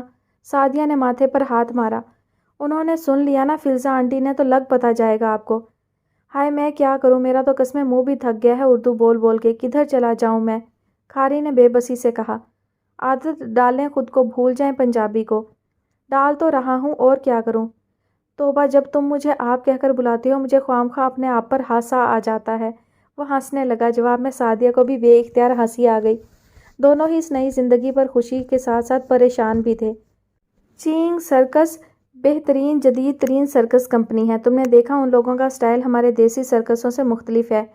میں چاہتا ہوں تم دونوں اسی طرز پر اپنی ایک سرکس کمپنی بنا لو، بلال سلطان نے اپنے سامنے بیٹھے سارا اور رکو سے کہا تھا۔ سارا نے بلال کے ساتھ بیٹھے سعد سلطان کی طرف دیکھا اور لاشعوری طور پر اپنا ہونٹ دانتوں تلے دبا لیا۔ سارا، ڈیڈی نے تمہارے لیے بہت اچھا مستقبل پلان کیا ہے۔ تم دونوں کو فائنینس اور سپورٹ کرنا ہماری ذمہ داری ٹھہری۔ ہم پرافٹ اینڈ لاس میں بھی حصہ دار نہیں ہوں گے، یہ خالصتاً تم دونوں کی اپنی کمپنی ہوگی۔ سعد اس کی کیفیت کو سمجھ چکا تھا۔ ہاں ٹھیک ہے، سارا نے اپنے دل کی تمام کیفیت چھپا کر سر ہلاتے ہوئے کہا۔ میں نے تمہیں ہرٹ کیا سارا؟ بلال اور رکو اٹھ کر باہر چلے گئے تو سعد نے سارا سے سوال کیا۔ نہیں، سارا نے سر ہلایا، میں تو تمہاری بہت مشکور ہوں اپنی اس زندگی کے لیے، زندگی کے ولولے اور جوش کے لیے۔ اگر تم نہ ہوتے تو آج میں یہ نہ ہوتی۔ سارا، میں اب بھی تمہارے لیے وہی سعد ہوں اور ہمیشہ ایسے ہی رہوں گا، تمہارے لیے ہر وقت دنیا میں کہیں نہ کہیں موجود، بس 1 2 3 تک گنتی گننے کی دیر ہوگی۔ سعد نے اس کے شانے پر ہاتھ رکھا۔ ہاں میں جانتی ہوں، سارا نے بھاری آواز میں کہا، لیکن میں بہت خود غرض نکلی سعد۔ بلال صاحب کی ذرا سی توجہ نے مجھے اپنی اوقات بھلا دی، مجھے اپنا آپ بھلا دیا، مجھے تمہارا وجود بھی بھولنے لگا۔ جبھی تو میں نے کسی سے سوال کیا، نہ ہی پریشان ہوئی کہ آخر تم کہاں چلے گئے تھے۔ میں ظرف کی اتنی چھوٹی ثابت ہوئی کہ مجھے یہ سوچ کر ایک کمینی سی خوشی محسوس ہوتی رہی کہ تم کہیں جا چکے ہو، اب میری نہیں تو ماہنور کی دسترس میں بھی تو نہیں ہونا۔ اس نے استہزائیہ انداز میں ہنستے ہوئے سر جھٹکا۔ بتاؤ بھلا، کوئی میرے ایسا کم ظرف بھی ہو سکتا ہے؟ وہ تو مجھے سیمی آنٹی کی دور اندیشی اور معاملہ فہمی بچا گئی، ورنہ میں تو اپنے غرور میں رکو کو بھی گنوا بیٹھی تھی۔ وہ بھی واپس چلا جاتا تو میں اکیلی خود اپنے لیے کیا کر پاتی؟ یہ کبھی مت سمجھنا سارا کہ ڈیڈی نے تمہیں تمہاری اوقات یاد دلانے کے لیے سرکس رنگ میں واپسی کا مشورہ دیا ہے۔ اگر ایسا ہوتا تو میں یہاں واپسی پر اس آئیڈیا کا سب سے بڑا مخالف ہوتا، لیکن یقین کرو یہ راستہ تمہاری ذہنی اور جسمانی صحت کو قائم رکھنے کے لیے بہت ضروری ہے۔ خود انحصاری کا احساس دنیا کے بہترین احساسات میں سے ایک ہوتا ہے، میری یہ بات کبھی نہ بھولنا۔ رہی بات تمہاری خود غرضی اور کم ظرفی کی، تو بھول جاؤ کہ تم نے کبھی ایسا کیا تھا۔ ہم میں سے کوئی بھی ایکسیپشن نہیں ہوتا، ہم سب کوتاہیوں اور کجیوں کے مارے ہوئے لوگ ہوتے ہیں۔ ہمیں ایک دوسرے کو معاف کرتے رہنا اور ایک دوسرے کی خطاؤں کو بھول جاتے رہنا چاہیے۔ مجھے آج تم پر فخر بھی ہے، اور تمہیں یوں دیکھ کر مجھے خود اپنے آپ پر بھی فخر محسوس ہو رہا ہے۔ میری ذات تمہاری زندگی کو بچانے اور اسے دوبارہ کارآمد بنانے کا باعث بنی۔ میرے لیے اللہ کا اس سے بڑا اور احسان کیا ہوگا؟ سعد کہہ رہا تھا اور سارا مبہوت بیٹھی اس کی بات سن رہی تھی۔ اس رات سعد کی کھاری سے ملاقات ہونے والی تھی۔ بلال نے دانستہ اس ملاقات میں تاخیر کی تھی۔ وہ کھاری کو تھوڑا اور گروم کرنے کے بعد سعد کے سامنے لانا چاہتے تھے۔ بڑی شرم آئے گی مجھے سعد باؤ کے سامنے جاتے ہوئے، کھاری نے کنفیوز ہوتے ہوئے سعدیہ سے کہا تھا۔ سعد باؤ نہیں، سعد بھائی، سعدیہ نے تصحیح کی۔ اوئے اوہوئی، وہ جھنجھلا کر بولا، تھوڑا وقت تو لگے گا باؤ کو بھائی بنتے ہوئے۔ بننا کیا ہے، وہ ہیں ہی تمہارے بھائی، سعدیہ نے کہا۔ اچھا نا، ہن ویکھو وہ کیسے ملتے ہیں مجھے، کھاری نے کہا۔ اور جس لمحے کے آنے سے پہلے وہ اس سے گھبرا رہا تھا، جب وہ لمحہ آیا تو اسے محسوس بھی نہیں ہوا کہ وہ اس شخص سے مل رہا تھا جس کے دل کے راز سے واقفیت حاصل کرنے کے بعد اس نے امانت کی طرح اسے اپنے اندر چھپا رکھا تھا۔ آپ میلے والے سائیں تھے نا، وہ اپنے اس بڑے بھائی سے گلے ملتے ہوئے سرگوشی کے انداز میں پوچھ رہا تھا۔ تم جانتے تھے نا، مجھے پہلے ہی شک تھا، سعد نے اسے اپنے ساتھ لگاتے ہوئے اس کا ماتھا چومتے ہوئے کہا تھا۔ سعد باؤ، میں کتھے اور آپ کدھر؟ میں کہیں سے بھی آپ کا بھائی نہیں لگتا نا، مجھے لگتا ہے میں خواب دیکھ رہا ہوں۔ کھاری نے یہ بات بھی اس کے کان میں کہی تھی۔ میں بھی یہی سوچ رہا تھا کہ میں کہیں سے بھی تمہارا بھائی نہیں لگتا، سعد نے اس کے کان میں کہا۔ تم اتنے معصوم، بے ریا اور نیک دل، میں اتنا چالاک، کروک اور ہوشیار۔ آپ تو سائیں ہو جی، میلے والے سائیں، یاد ہے نا آپ نے ماہنور باجی سے کیا کہا تھا؟ کیا کہا تھا؟ آپ کے گلے میں سوز کی وجہ عشق ہے، کہا تھا کہ نہیں کہا تھا؟ کہا تھا۔ تو پھر جو عشق کرتے ہیں وہ چالاک نہیں ہوتے، ہوشیار نہیں ہوتے، اور وہ تیسرا لفظ بھی نہیں ہوتے جو آپ نے بولا۔ مجھے ابھی وہ نہیں آتا، وہ جھجکتے ہوئے کہہ رہا تھا۔ واہ، تم تو بڑے تیز ہو بھائی، سائیں کی باتیں بھی یاد ہیں؟ مجھے ہی نہیں یاد، ماہنور باجی کو بھی یاد ہیں، آپ نے بھولنا نہیں۔ کھاری کو اس وقت بھی ماہنور کا خیال تھا۔ افتخار اپنے بھائی سے ہی ملتے رہو گے، بہن سے نہیں ملو گے کیا؟ فلزہ نے نادیہ کو آگے کیا۔ کھاری سعد سے الگ ہو کر ایک قدم پیچھے ہٹا، نادیہ کو دیکھ کر چونکنے کے بعد اس نے سعدیہ کی طرف دیکھا۔ بھلے بھائی بھلے، پوری انگریز اور میری بہن، یہ ہو کیا رہا ہے میرے ساتھ؟ اس کی نظریں سعدیہ سے کہہ رہی تھیں۔ اس کی بہن کو اچھی اردو نہیں آتی تھی اور اسے اچھی انگریزی نہیں آتی تھی، وہ دونوں دوسروں کی مدد سے ہی باتیں کرتے تھے۔ سعد اور ماہنور کی شادی شہر کا بہت بڑا ایونٹ ثابت ہوئی تھی۔ اسی شادی میں بلال سلطان نے اپنے چھوٹے بیٹے اور بیٹی کو بھی اپنے احباب میں متعارف کروایا تھا۔ اچانک ایک اور بیٹے اور بیٹی کا یوں سامنے آنا اچنبے کی بات تھی، مگر اس طبقے میں اچنبے کی باتوں پر فوری اچنبے کا اظہار نہیں کیا جاتا تھا، ایسی خبروں پر بعد میں گوسپ کیا جاتا تھا۔ خود بلال سلطان اب زندگی کی اس سٹیج پر تھے جہاں انسان لوگ کیا کہیں گے جیسے خوف سے باہر نکل جاتے ہیں، اور بلال کو تو شاید زندگی کی کسی سٹیج پر بھی یہ خوف لاحق نہیں رہا تھا۔ ان کی شخصیت میں کچھ ایسا ضرور تھا کہ سوال کرنے والے ہونٹ ان کے سامنے خاموش رہنے کو ترجیح دیتے تھے۔ شادی میں رابعہ کلثوم اور سراج سرفراز کو دلہا کی خالہ اور خالو کی حیثیت سے متعارف کروایا گیا تھا۔ میں نے کہا تھا نا راضی، باس کی زندگی ریگز سے ریچز کی کہانی ہے، دیکھ لو میں نے صحیح کہا تھا۔ صوفی نے شادی کے دوران نظر آنے والے کئی مناظر دیکھتے ہوئے راضی سے کہا تھا۔ پھر بھی تم نے بھٹنڈے کا حلوہ اور ٹنڈوں کا تسمہ بنانا نہیں سیکھا۔ راضی پریشان ہوتے ہوئے بولا تھا۔ مجھے سیکھنے کی کیا ضرورت، اب یہ چیزیں بنانے کے لیے بہت سے ماہر لوگ گھر میں داخل ہو چکے۔ دیکھو ان خاتون کو جن کے بارے میں بتایا جا رہا ہے کہ وہ باس کی سسٹر ان لا ہیں۔ زوفی نے رابعہ کی طرف اشارہ کیا۔ مجھے تو باس نے شادی کے ایونٹس مینیج کرنے کے سلسلے میں لفٹ بھی نہیں کروائی۔ سارے ایونٹس اس موٹی توند والے ابراہیم نے مینیج کیے ہیں۔ زوفی منہ بنا کر بولی۔ وہ ایک ریسٹورانٹ سے ریسٹورانٹس کی پوری چین بنا گیا ہے، ایونٹ مینیج کرنے میں کمال حاصل ہے اسے۔ اوپر سے سعد صاحب کا دوست ہے، یہ کام اسی کو کرنا چاہیے تھا، راضی نے بے نیازی سے جواب دیا۔ شادی میں خدیجہ اور فاطمہ بھی دلہا کی خالاؤں کی حیثیت میں شامل تھیں اور وہ فلزہ ظہور سے ادھوری کہانی سنا کر چھوڑ جانے کا شکوہ کرتی رہی تھیں۔ کہانی کا انجام تمہارے سامنے ہے، دیکھ لو غور سے، فلزہ نے اسٹیج پر بیٹھے دلہا دلہن کی طرف اشارہ کیا تھا۔ شادی میں شریک دلہن کے چچا سردار، دلہا کے بھائی افتخار اور بھابھی کو دیکھ دیکھ کر خوش ہوتے رہے تھے۔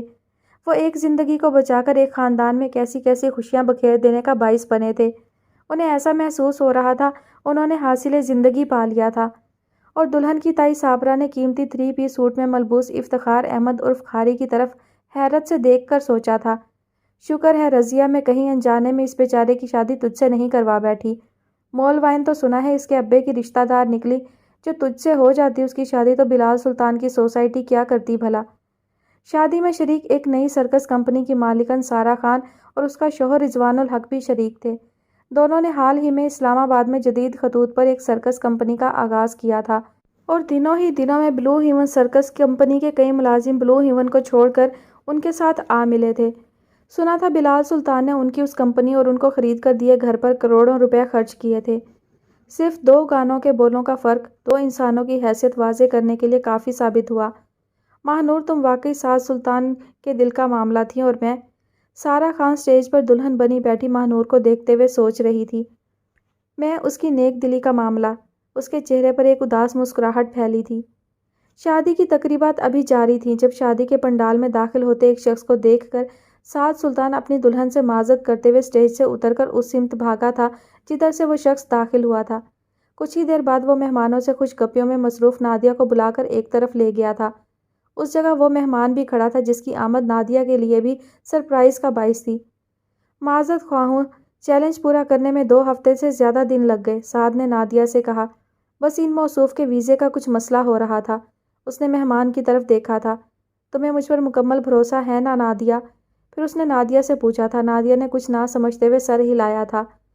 بس پھر یہ شخص وطن زادہ تمہاری زندگی کے ساتھی کی حیثیت میں میرا انتخاب ہے، بولو قبول ہے؟ اس نے پوچھا تھا اور اب تو تمہیں قبول کرنا ہی پڑے گا، یہ تمہارے الفاظ تھے۔ نادیہ نے حیرت سے سر اٹھا کر وطن زادے کی طرف دیکھا۔ وہ اس کی طرف دیکھ کر مسکرا رہا تھا۔ میری ترجیحات بہت مختلف ہو چکی ہیں سعد، وطن ان کو قبول کر پائے گا کیا؟ اس نے سوال کیا تھا۔ تمہاری ترجیحات اور وطن کے نظریات دونوں ایک ہی سمت میں رواں ہیں، تم فکر مت کرو، سعد نے مطمئن انداز میں جواب دیا تھا۔ بس تم اس بھروسے پر قائم رہو جو تمہیں مجھ پر ہے، وہ مسکرا رہا تھا۔ خانہ کعبہ کے گرد طواف کرتی رابعہ کلثوم دیوانہ وار رو رہی تھیں۔ برسوں پہلے وہ اپنی منہ بولی بہن کی لگن کے صدقے اللہ کے گھر میں حاضری دینے آئی تھیں اور اس کے بعد دوبارہ آنے کی خواہش لیے واپس لوٹ گئی تھیں۔ اس وقت سے اس وقت کے دوران انہوں نے یہاں آنے والے اپنے ہر شناسہ کے آگے ہاتھ جوڑ جوڑ کر منتیں کی تھی کہ وہاں جا کر ان کے لیے دعا کی جائے، مالک کائنات ایک مرتبہ پھر انہیں اپنے در پر بلا لے۔ اپنے حالات اور دل میں جاگزی خوف کے مارے مگر وہ خواب میں بھی یہ تصور نہیں کر سکتی تھی کہ ان کی یہ خواہش کبھی پوری ہو سکے گی۔ دنوں کا پھیر، اے میرے رب یہ سب دنوں کا پھیر ہے، وہ روتے ہوئے بڑبڑا رہی تھیں، اور انسان تو بہت ہی کوتاہ نظر بے صبرا ہے، خود ہی مفروضے باندھتا آپ ہی مایوس ہو جاتا ہے۔ اے میرے مالک تو مجھے شکرانے نعمت کی توفیق عطا فرما اور زوال نعمت سے محفوظ رکھ۔ وہ یہاں آنے کے بعد قیام، رکوع اور سجدے میں یہی دعا مانگتی رہی تھیں، مولا وہموں، بدگمانیوں اور حسرتوں سے بچائے۔ مولوی سراج سرفراز نے سیاہ غلاف کعبہ کی طرف دیکھتے ہوئے سوچا تھا اور اپنے شانے پر رکھے صافے سے اپنی بھیگی آنکھیں خشک کرنے لگے تھے۔ سائیں اختر نے ٹھیک ہی کہا تھا، میں نے جو جذبہ دل میں پال لیا تھا وہ مجھے بہت خوار کرے گا۔ ماہ نور نے چڑھائی چڑھتے چڑھتے رک کر سانس بحال کرنے کے دوران کہا، اختر کو سچ بولنے اور وہ بھی منہ پر سچ بولنے کی عادت ہے۔ میں اس وقت ہی سمجھ گیا تھا اب راستہ کٹھن ہوا کہ ہوا، جبھی تو تمہارے سامنے اس طرح اظہار محبت نہیں کر سکا جس طرح تم چاہتی تھی اور جس کی شکایت تم آج بھی کرتی ہو۔ سعد نے ایک اونچے درخت سے ٹیک لگاتے ہوئے جواب دیا، اس طرح اظہار نہ کر کے کیا تم مجھے اس خواہش سے بچا پائے جس کا اشارہ اختر نے دیا تھا؟ ماہنور نے منہ بنا کر کہا۔ میں نے بلی کی موجودگی دیکھ کر آنکھیں بند کرنے کی کوشش کی تھی۔ افسوس بلی پھر بھی نہیں بھاگی، سعد نے سر جھٹکا۔ لیکن ہے تو عجیب سی بات نا، ماہنور نے کہا۔ ایک نظر مجھے دیکھ کر اختر کیسے جان گیا؟ کیونکہ اسے نظر عطا ہو چکی تھی، سعد نے مبہم جواب دیا۔ اس کی ایک نظر ہی کافی تھی جاننے کے لیے۔ کتنا خوش قسمت ہے سائیں اختر، ماہنور نے مرعوب ہوتے ہوئے کہا۔ بہت مشکل میں ہے وہ، نظر عطا ہو جانا کوئی معمولی سچویشن نہیں، عطا ہونا ایک بات، اسے سنبھال رکھنا بالکل ہی دوسری بات ہے۔ تم اس سے بہت متاثر نظر آتے ہو، جب ہی شادی کے اگلے ہفتے ہی اس سے ملنے یہاں چلے آئے، ماہنور نے چھیڑا۔ ہاں میں اس کا بہت بڑا فین ہوں، سعد مسکرایا۔ جب ہی اس کی بات مانے بغیر یہاں سے چلے گئے تھے، اس کے شربت پر بھی شک کیا تم نے؟ ہاں، سعد نے سر ہلایا۔ اور پھر اس کا نقصان بھی تو بھگتا، میں نے نور فاطمہ کی، اختر کی اور اپنے دل کی نہ مان کر اپنا راستہ کھوٹا کر لیا تھا۔ تم نے دیکھا میں کتنا بھٹکا اور میں نے خود پر اذیت کا کیسا کوہ گراں سوار کر لیا۔ مگر اختر پریشان نہیں تھا، اس نے تمہیں زبردستی نہیں روکا۔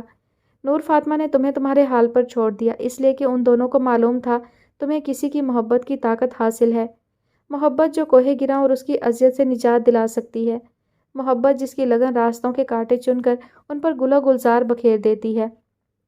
اس یقین نے تو مجھے بھی اختر کی، نور فاطمہ کی اور اپنے دل کی نہ سننے پر لگا دیا۔ میں جانتا تھا میں رک گیا تو میری محبت مجھے راستے سے واپس لے آنے کا حوصلہ رکھتی ہے۔ سعد نے محبت بھری نظروں سے ماہنور کی طرف دیکھا اور آگے چلنے لگا۔ یہ کیا؟ اختر کے ڈیرے کی جگہ کو اجڑا اور خالی دیکھ کر اس کا دل دھک سے رہ گیا۔ اختر کی کٹیا کہاں گئی؟ اختر کہاں گیا؟ اس نے مڑ کر ماہنور کی طرف دیکھا جو خود بھی یہ منظر حیرت سے دیکھ رہی تھی۔ ان دونوں کی آوازیں سن کر کسی درخت کے نیچے بیٹھے دو شخص اٹھ کر ان کی طرف آ گئے۔ عبدالودود، سعد نے ان میں سے ایک کو دیکھ کر کہا۔ سائیں اختر کی کٹیا اور خود اختر کہاں گئے؟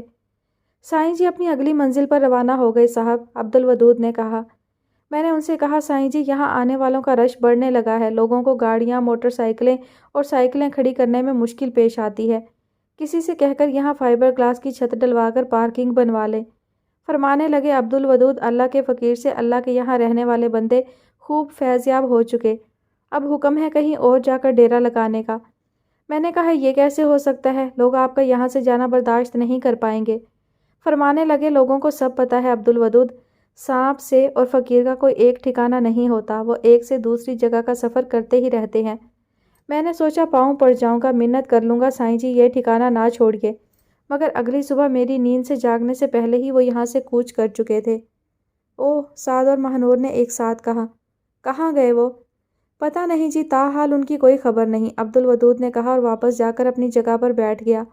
سعد اور ماہنور نے ایک دوسرے کی طرف دیکھا، دونوں کے چہرے پر کچھ گم ہو جانے کا احساس تھا۔ فضا میں اختر کی آواز کی باز گشت نے دورہ کیا، دونوں آہستہ قدموں سے واپس نیچے اترنے لگے۔ یہ کوئی غیر معمولی بات نہیں ہے، جوگی، فقیر اور سائیں لوگوں کا یہی شیوا ہوتا ہے، ماہنور نے نیچی آواز میں کہا۔ وہ سعد کے احساسات کو سمجھ رہی تھی۔ ہاں، وہ کبھی بھی کہیں بھی کسی بھی روپ میں نظر آ سکتے ہیں، ان کا کوئی حلیہ یا حوالہ نہیں ہوتا، بس ان کو پہچان لینے کی بات ہے ساری۔ سعد نے سر ہلایا۔ ہاں، جیسے منگو کے میلے کا سائیں، ماہنور مسکرا کر بولی، جو بہت انپریڈکٹیبل ہے، کسی بھی روپ میں کہیں بھی نظر آ سکتا ہے۔ سعد نے مسکراتے ہوئے اس کی بات سنی اور بلند آواز میں ہنس دیا۔ یہ دیکھو، یہ بورڈ کسی جانب اشارہ دینے کے لیے لگایا گیا ہے، مگر یہ کس طرف اشارہ کر رہا ہے یہ اس پر نہیں لکھا۔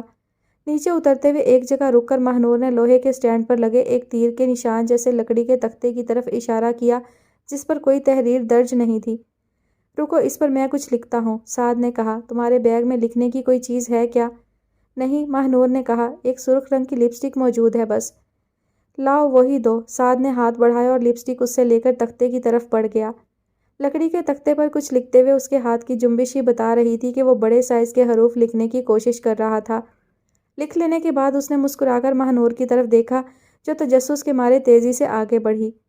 ہیپیلی ایور آفٹر، سعد کے ہینڈ رائٹنگ میں سرخ لپسٹک سے بڑے بڑے حروف میں لکھے یہ الفاظ پڑھ کر وہ بے اختیار ہنستی تھی۔ اس شخص کی محبت کے اظہار کا طریقہ کبھی بھی نارمل نہیں رہا تھا۔ ختم شد۔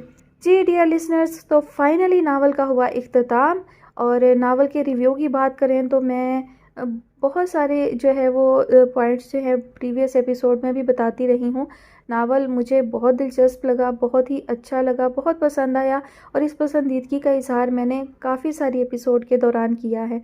ناول کی اچھی چیزیں کیا بیان کروں، ناول جو ہے وہ شروع سے آخر تک بہت ہی سسپینسفل تھا، بہت ہی تجسس سے بھرا تھا اور بہت ہی دلچسپ تھا، اور رائٹر نے شروع سے لے کر آخر تک اس دلچسپی کو برقرار رکھا۔ اکثر ایسا ہوتا ہے کہ طویل ناول جو ہوتے ہیں وہ آغاز بہت اچھا ہوتا ہے، لیکن آگے جا کر جو ہے وہ بوریت کا احساس کروانے لگتے ہیں، دل چاہتا ہے کہ بس جلدی سے ختم ہو جائے۔ لیکن اس ناول میں مجھے ایسا کہیں بھی نہیں لگا، بلکہ تجسس بڑھتا جا رہا تھا کہ مزید آگے کیا ہونے والا ہے۔ اور دوسری بات یہ کہ کہیں بھی ہم اندازہ نہیں لگا پا رہے تھے کہ آخر ہوا کیا، آگے کیا ہوگا، آگے کیا ہونے والا ہے۔ اکثر کہانیوں میں ایسا ہوتا ہے کہ پہلے سے تھوڑا بہت آئیڈیا ہو جاتا ہے کہ جناب اب یہ ہوگا، اب یہ ہوگا، لیکن اس میں جو واقعات تھے بہت سارے وہ بالکل ہی توقع کے برخلاف تھے۔ اتنے زیادہ کریکٹرز تھے اور ہر کریکٹر جو ہے وہ اس کی انفرادیت رائٹر نے جو ہے وہ قائم رکھی شروع سے لے کر آخر تک، اور کوئی بھی کردار ایسا نہیں تھا جو جس کو ہم کہیں کہ معمولی تھا یا بیکار تھا یا بلا وجہ تھا کہانی کے اندر۔ ہر کردار جو ہے وہ اس کا اپنا اپنا ایک مقام تھا، ایک حیثیت تھی، اس کا ایک رول تھا اس کے اندر، ناول کے اندر، اور وہ شروع سے آخر تک جو ہے وہ برقرار رہا۔ تو مجھے یہ چیز بہت اچھی لگی۔ ہر کردار کی جو اس کے ہونے کی اہمیت، اس کی ہونے کی وجہ جو ہے وہ رائٹر نے بہت اچھے سے ان کو مربوط کیا۔ شروع سے آخر تک جو ہے وہ سب کردار بے تجسس میں لپٹے ہوئے تھے، اور آخر میں جا کر پتہ چلا کہ وہ سب ایک دوسرے سے کس طرح سے جڑے ہوئے تھے۔ تو بہت ہی خوبصورتی سے رائٹر جو ہے وہ ناول کو لے کر چلی۔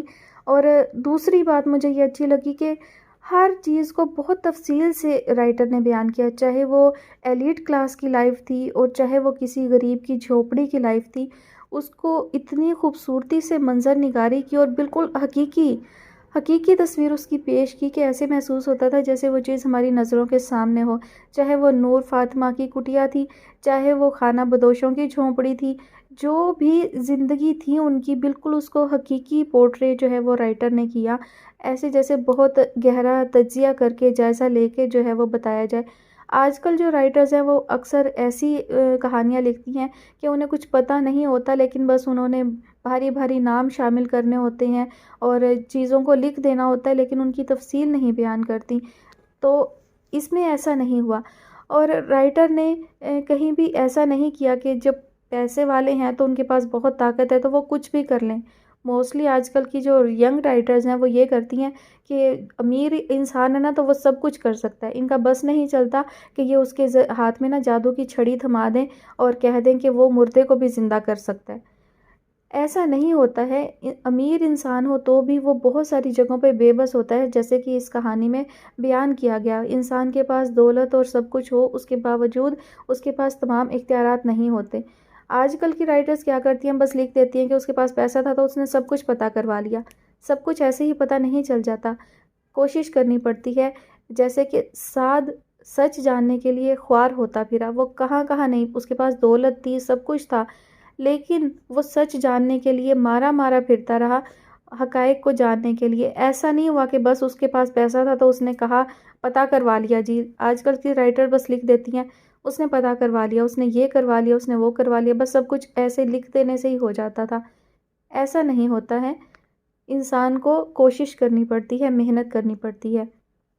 بہت ساری جگہوں پہ کچھ نام ایسے تھے، کیونکہ بہت سارے علاقوں کے، خاص طور پہ بیرون ممالک کے جو علاقے ہیں ان کے نام جو ہیں وہ مجھے درست نہیں آتے، اور کچھ ٹائپنگ مسٹیکس بھی ہوتی ہیں، تو بہت ساری جگہوں پر میں اٹک گئی۔ بہت سے الفاظ جو ہیں وہ میرے لیے نئے تھے، بہت ساری جگہوں کے نام میرے لیے نئے تھے، تو وہ میں انہیں شاید پراپرلی ادا نہ کر سکی ہوں، اس کے لیے میں معذرت خواہ ہوں، کیونکہ الفاظ کا تلفظ اگر بدل جائے تو پھر اس کے معنی بھی بدل جاتے ہیں اور وہ صحیح سمجھ نہیں آتا، وہ عبارت میں مس فٹ سا محسوس ہوتا ہے۔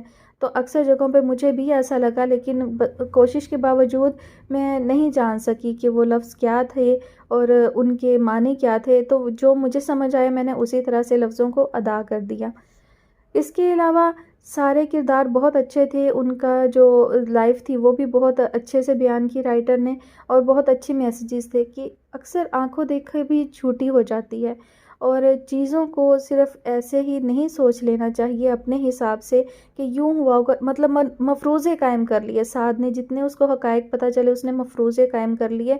تو اتنی جد و جہد، اتنی تگ و دو کے بعد بھی اس نے مفروضے قائم کیے، بجائے اس کے کہ وہ اپنے والد سے پوچھ لیتا، ان سے بات چیت کر لیتا۔ تو دل میں کبھی بھی کہیں بھی کسی کے بارے میں آپ کو کوئی بات ایسے لگے کہ ہے، تو سامنے والے سے پوچھ لینا چاہیے، کنفرم کر لینا چاہیے، یا مزید تحقیق کر لینی چاہیے، بجائے اس کے کہ اپنے ذہن میں مفروضے قائم کر کے اور نتائج حاصل کر لیے جائیں۔ تو سعد کی جو ذہن سازی تھی وہ بہت خوبصورتی سے کی گئی، جہاں وہ ڈاکٹر رضا حسین سے ملا اور انہوں نے اس کو جس طرح سے گائیڈ کیا، اس کو کتاب پڑھنے کے لیے دی، اور نادیہ نے جس طرح سے اس کا جو ہے وہ مائنڈ ڈیولپ کیا، تو وہ بہت اچھا لگا۔ اس نے خود بھی جو ہے ان چیزوں کو تسلیم کیا کہ اس نے غلط کیا ہے، جہاں وہ اپنے آپ کو بالکل درست سمجھ رہا تھا، مان رہا تھا۔ تو اوورآل اور کیا کیا بیان کروں، بہت ساری باتیں میرے ذہن میں نہیں ہیں، لیکن یہ ہے کہ مجھے یہ ناول پڑھ کر بہت لطف آیا۔ میں نے پہلے بھی بہت سارے اچھے اچھے ناول شیئر کیے ہیں، یہ ان میں سے ہی ایک بہت ہی زبردست قسم کا ناول ہو گیا، جیسے کہ ساگر کنارے تھا، خواب سرائے تھا، اور بھی بہت سے ہیں جن کے نام اب مجھے یاد نہیں ہیں، دونوں چینلز پر موجود ہیں۔ تو بہت سارے اچھے ناولز میں سے یہ ایک اور بہترین ناول ہے جو میں نے شیئر کیا، اور میں نے بہت اس کو انجوائے کیا۔ امید ہے آپ سب نے بھی بہت انجوائے کیا ہوگا۔ تو کامنٹ سیکشن میں آپ بھی اپنی رائے کا اظہار کیا کریں۔ مجھے بہت خوشی ہوتی ہے جب آپ ناول کو توجہ سے سنتے ہیں، کوئی چیز میرے ذہن میں نہیں آتی تو آپ اسے پوائنٹ آؤٹ کرتے ہیں، تو مجھے خوشی ہوتی ہے آپ سب کے کامنٹس دیکھ کے۔ تو اتنی ہلکی سی چھوٹی سی خوشی اگر آپ مجھے دے دیں تو آپ لوگوں کا کیا جاتا ہے۔ آپ لوگ کہانی کے بارے میں اپنی رائے ضرور دیا کریں، بتایا کریں، اور اچھے اچھے ناول سجیسٹ بھی کیا کریں۔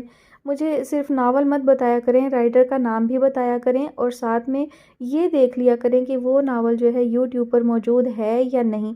اگر وہ یوٹیوب پر آڈیو میں نہیں ہے تب ہی ایسا ناول سجیسٹ کیا کریں، ادروائز مجھے ناول جو ہے وہ جو پہلے سے اپلوڈڈ ہوں وہ سجیسٹ مت کیا کریں، ٹھیک ہے؟ تو مجھے بہت خوشی ہوتی ہے اگر آپ کی کوئی فرمائش ہو اور میں اسے پورا کر سکوں، تو اچھی کہانیاں سجیسٹ کیا کریں۔ جب میں کسی کی فرمائش کی ہوئی کہانی شیئر نہیں کرتی ہوں تو مجھے بھی اچھا نہیں لگتا، لیکن وہ کیا کیا جائے کہ ناولز ایسے ہوتے ہیں جو شیئر کرنے کے قابل نہیں ہوتے۔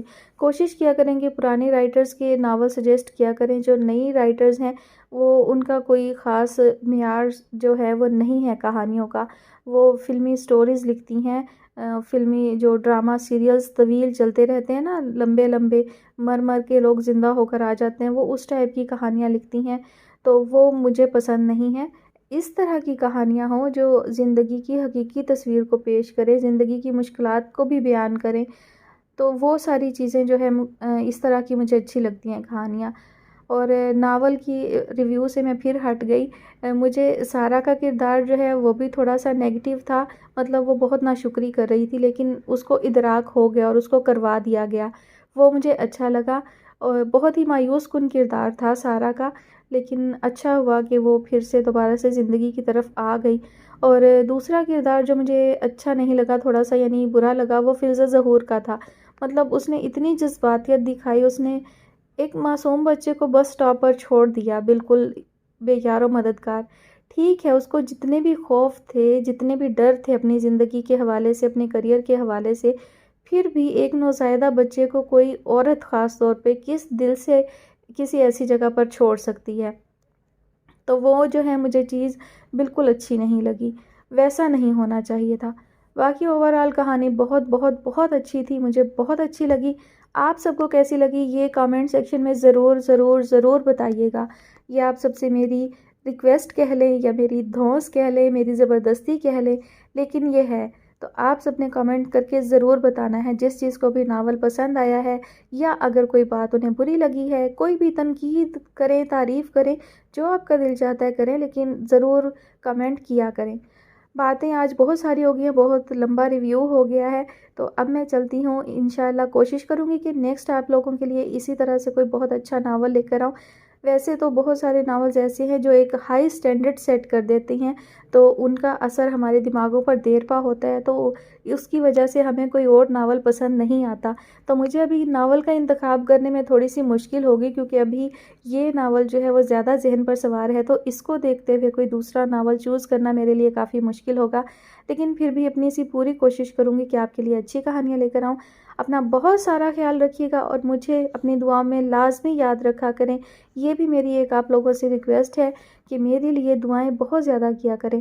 بہت شکریہ، اللہ حافظ۔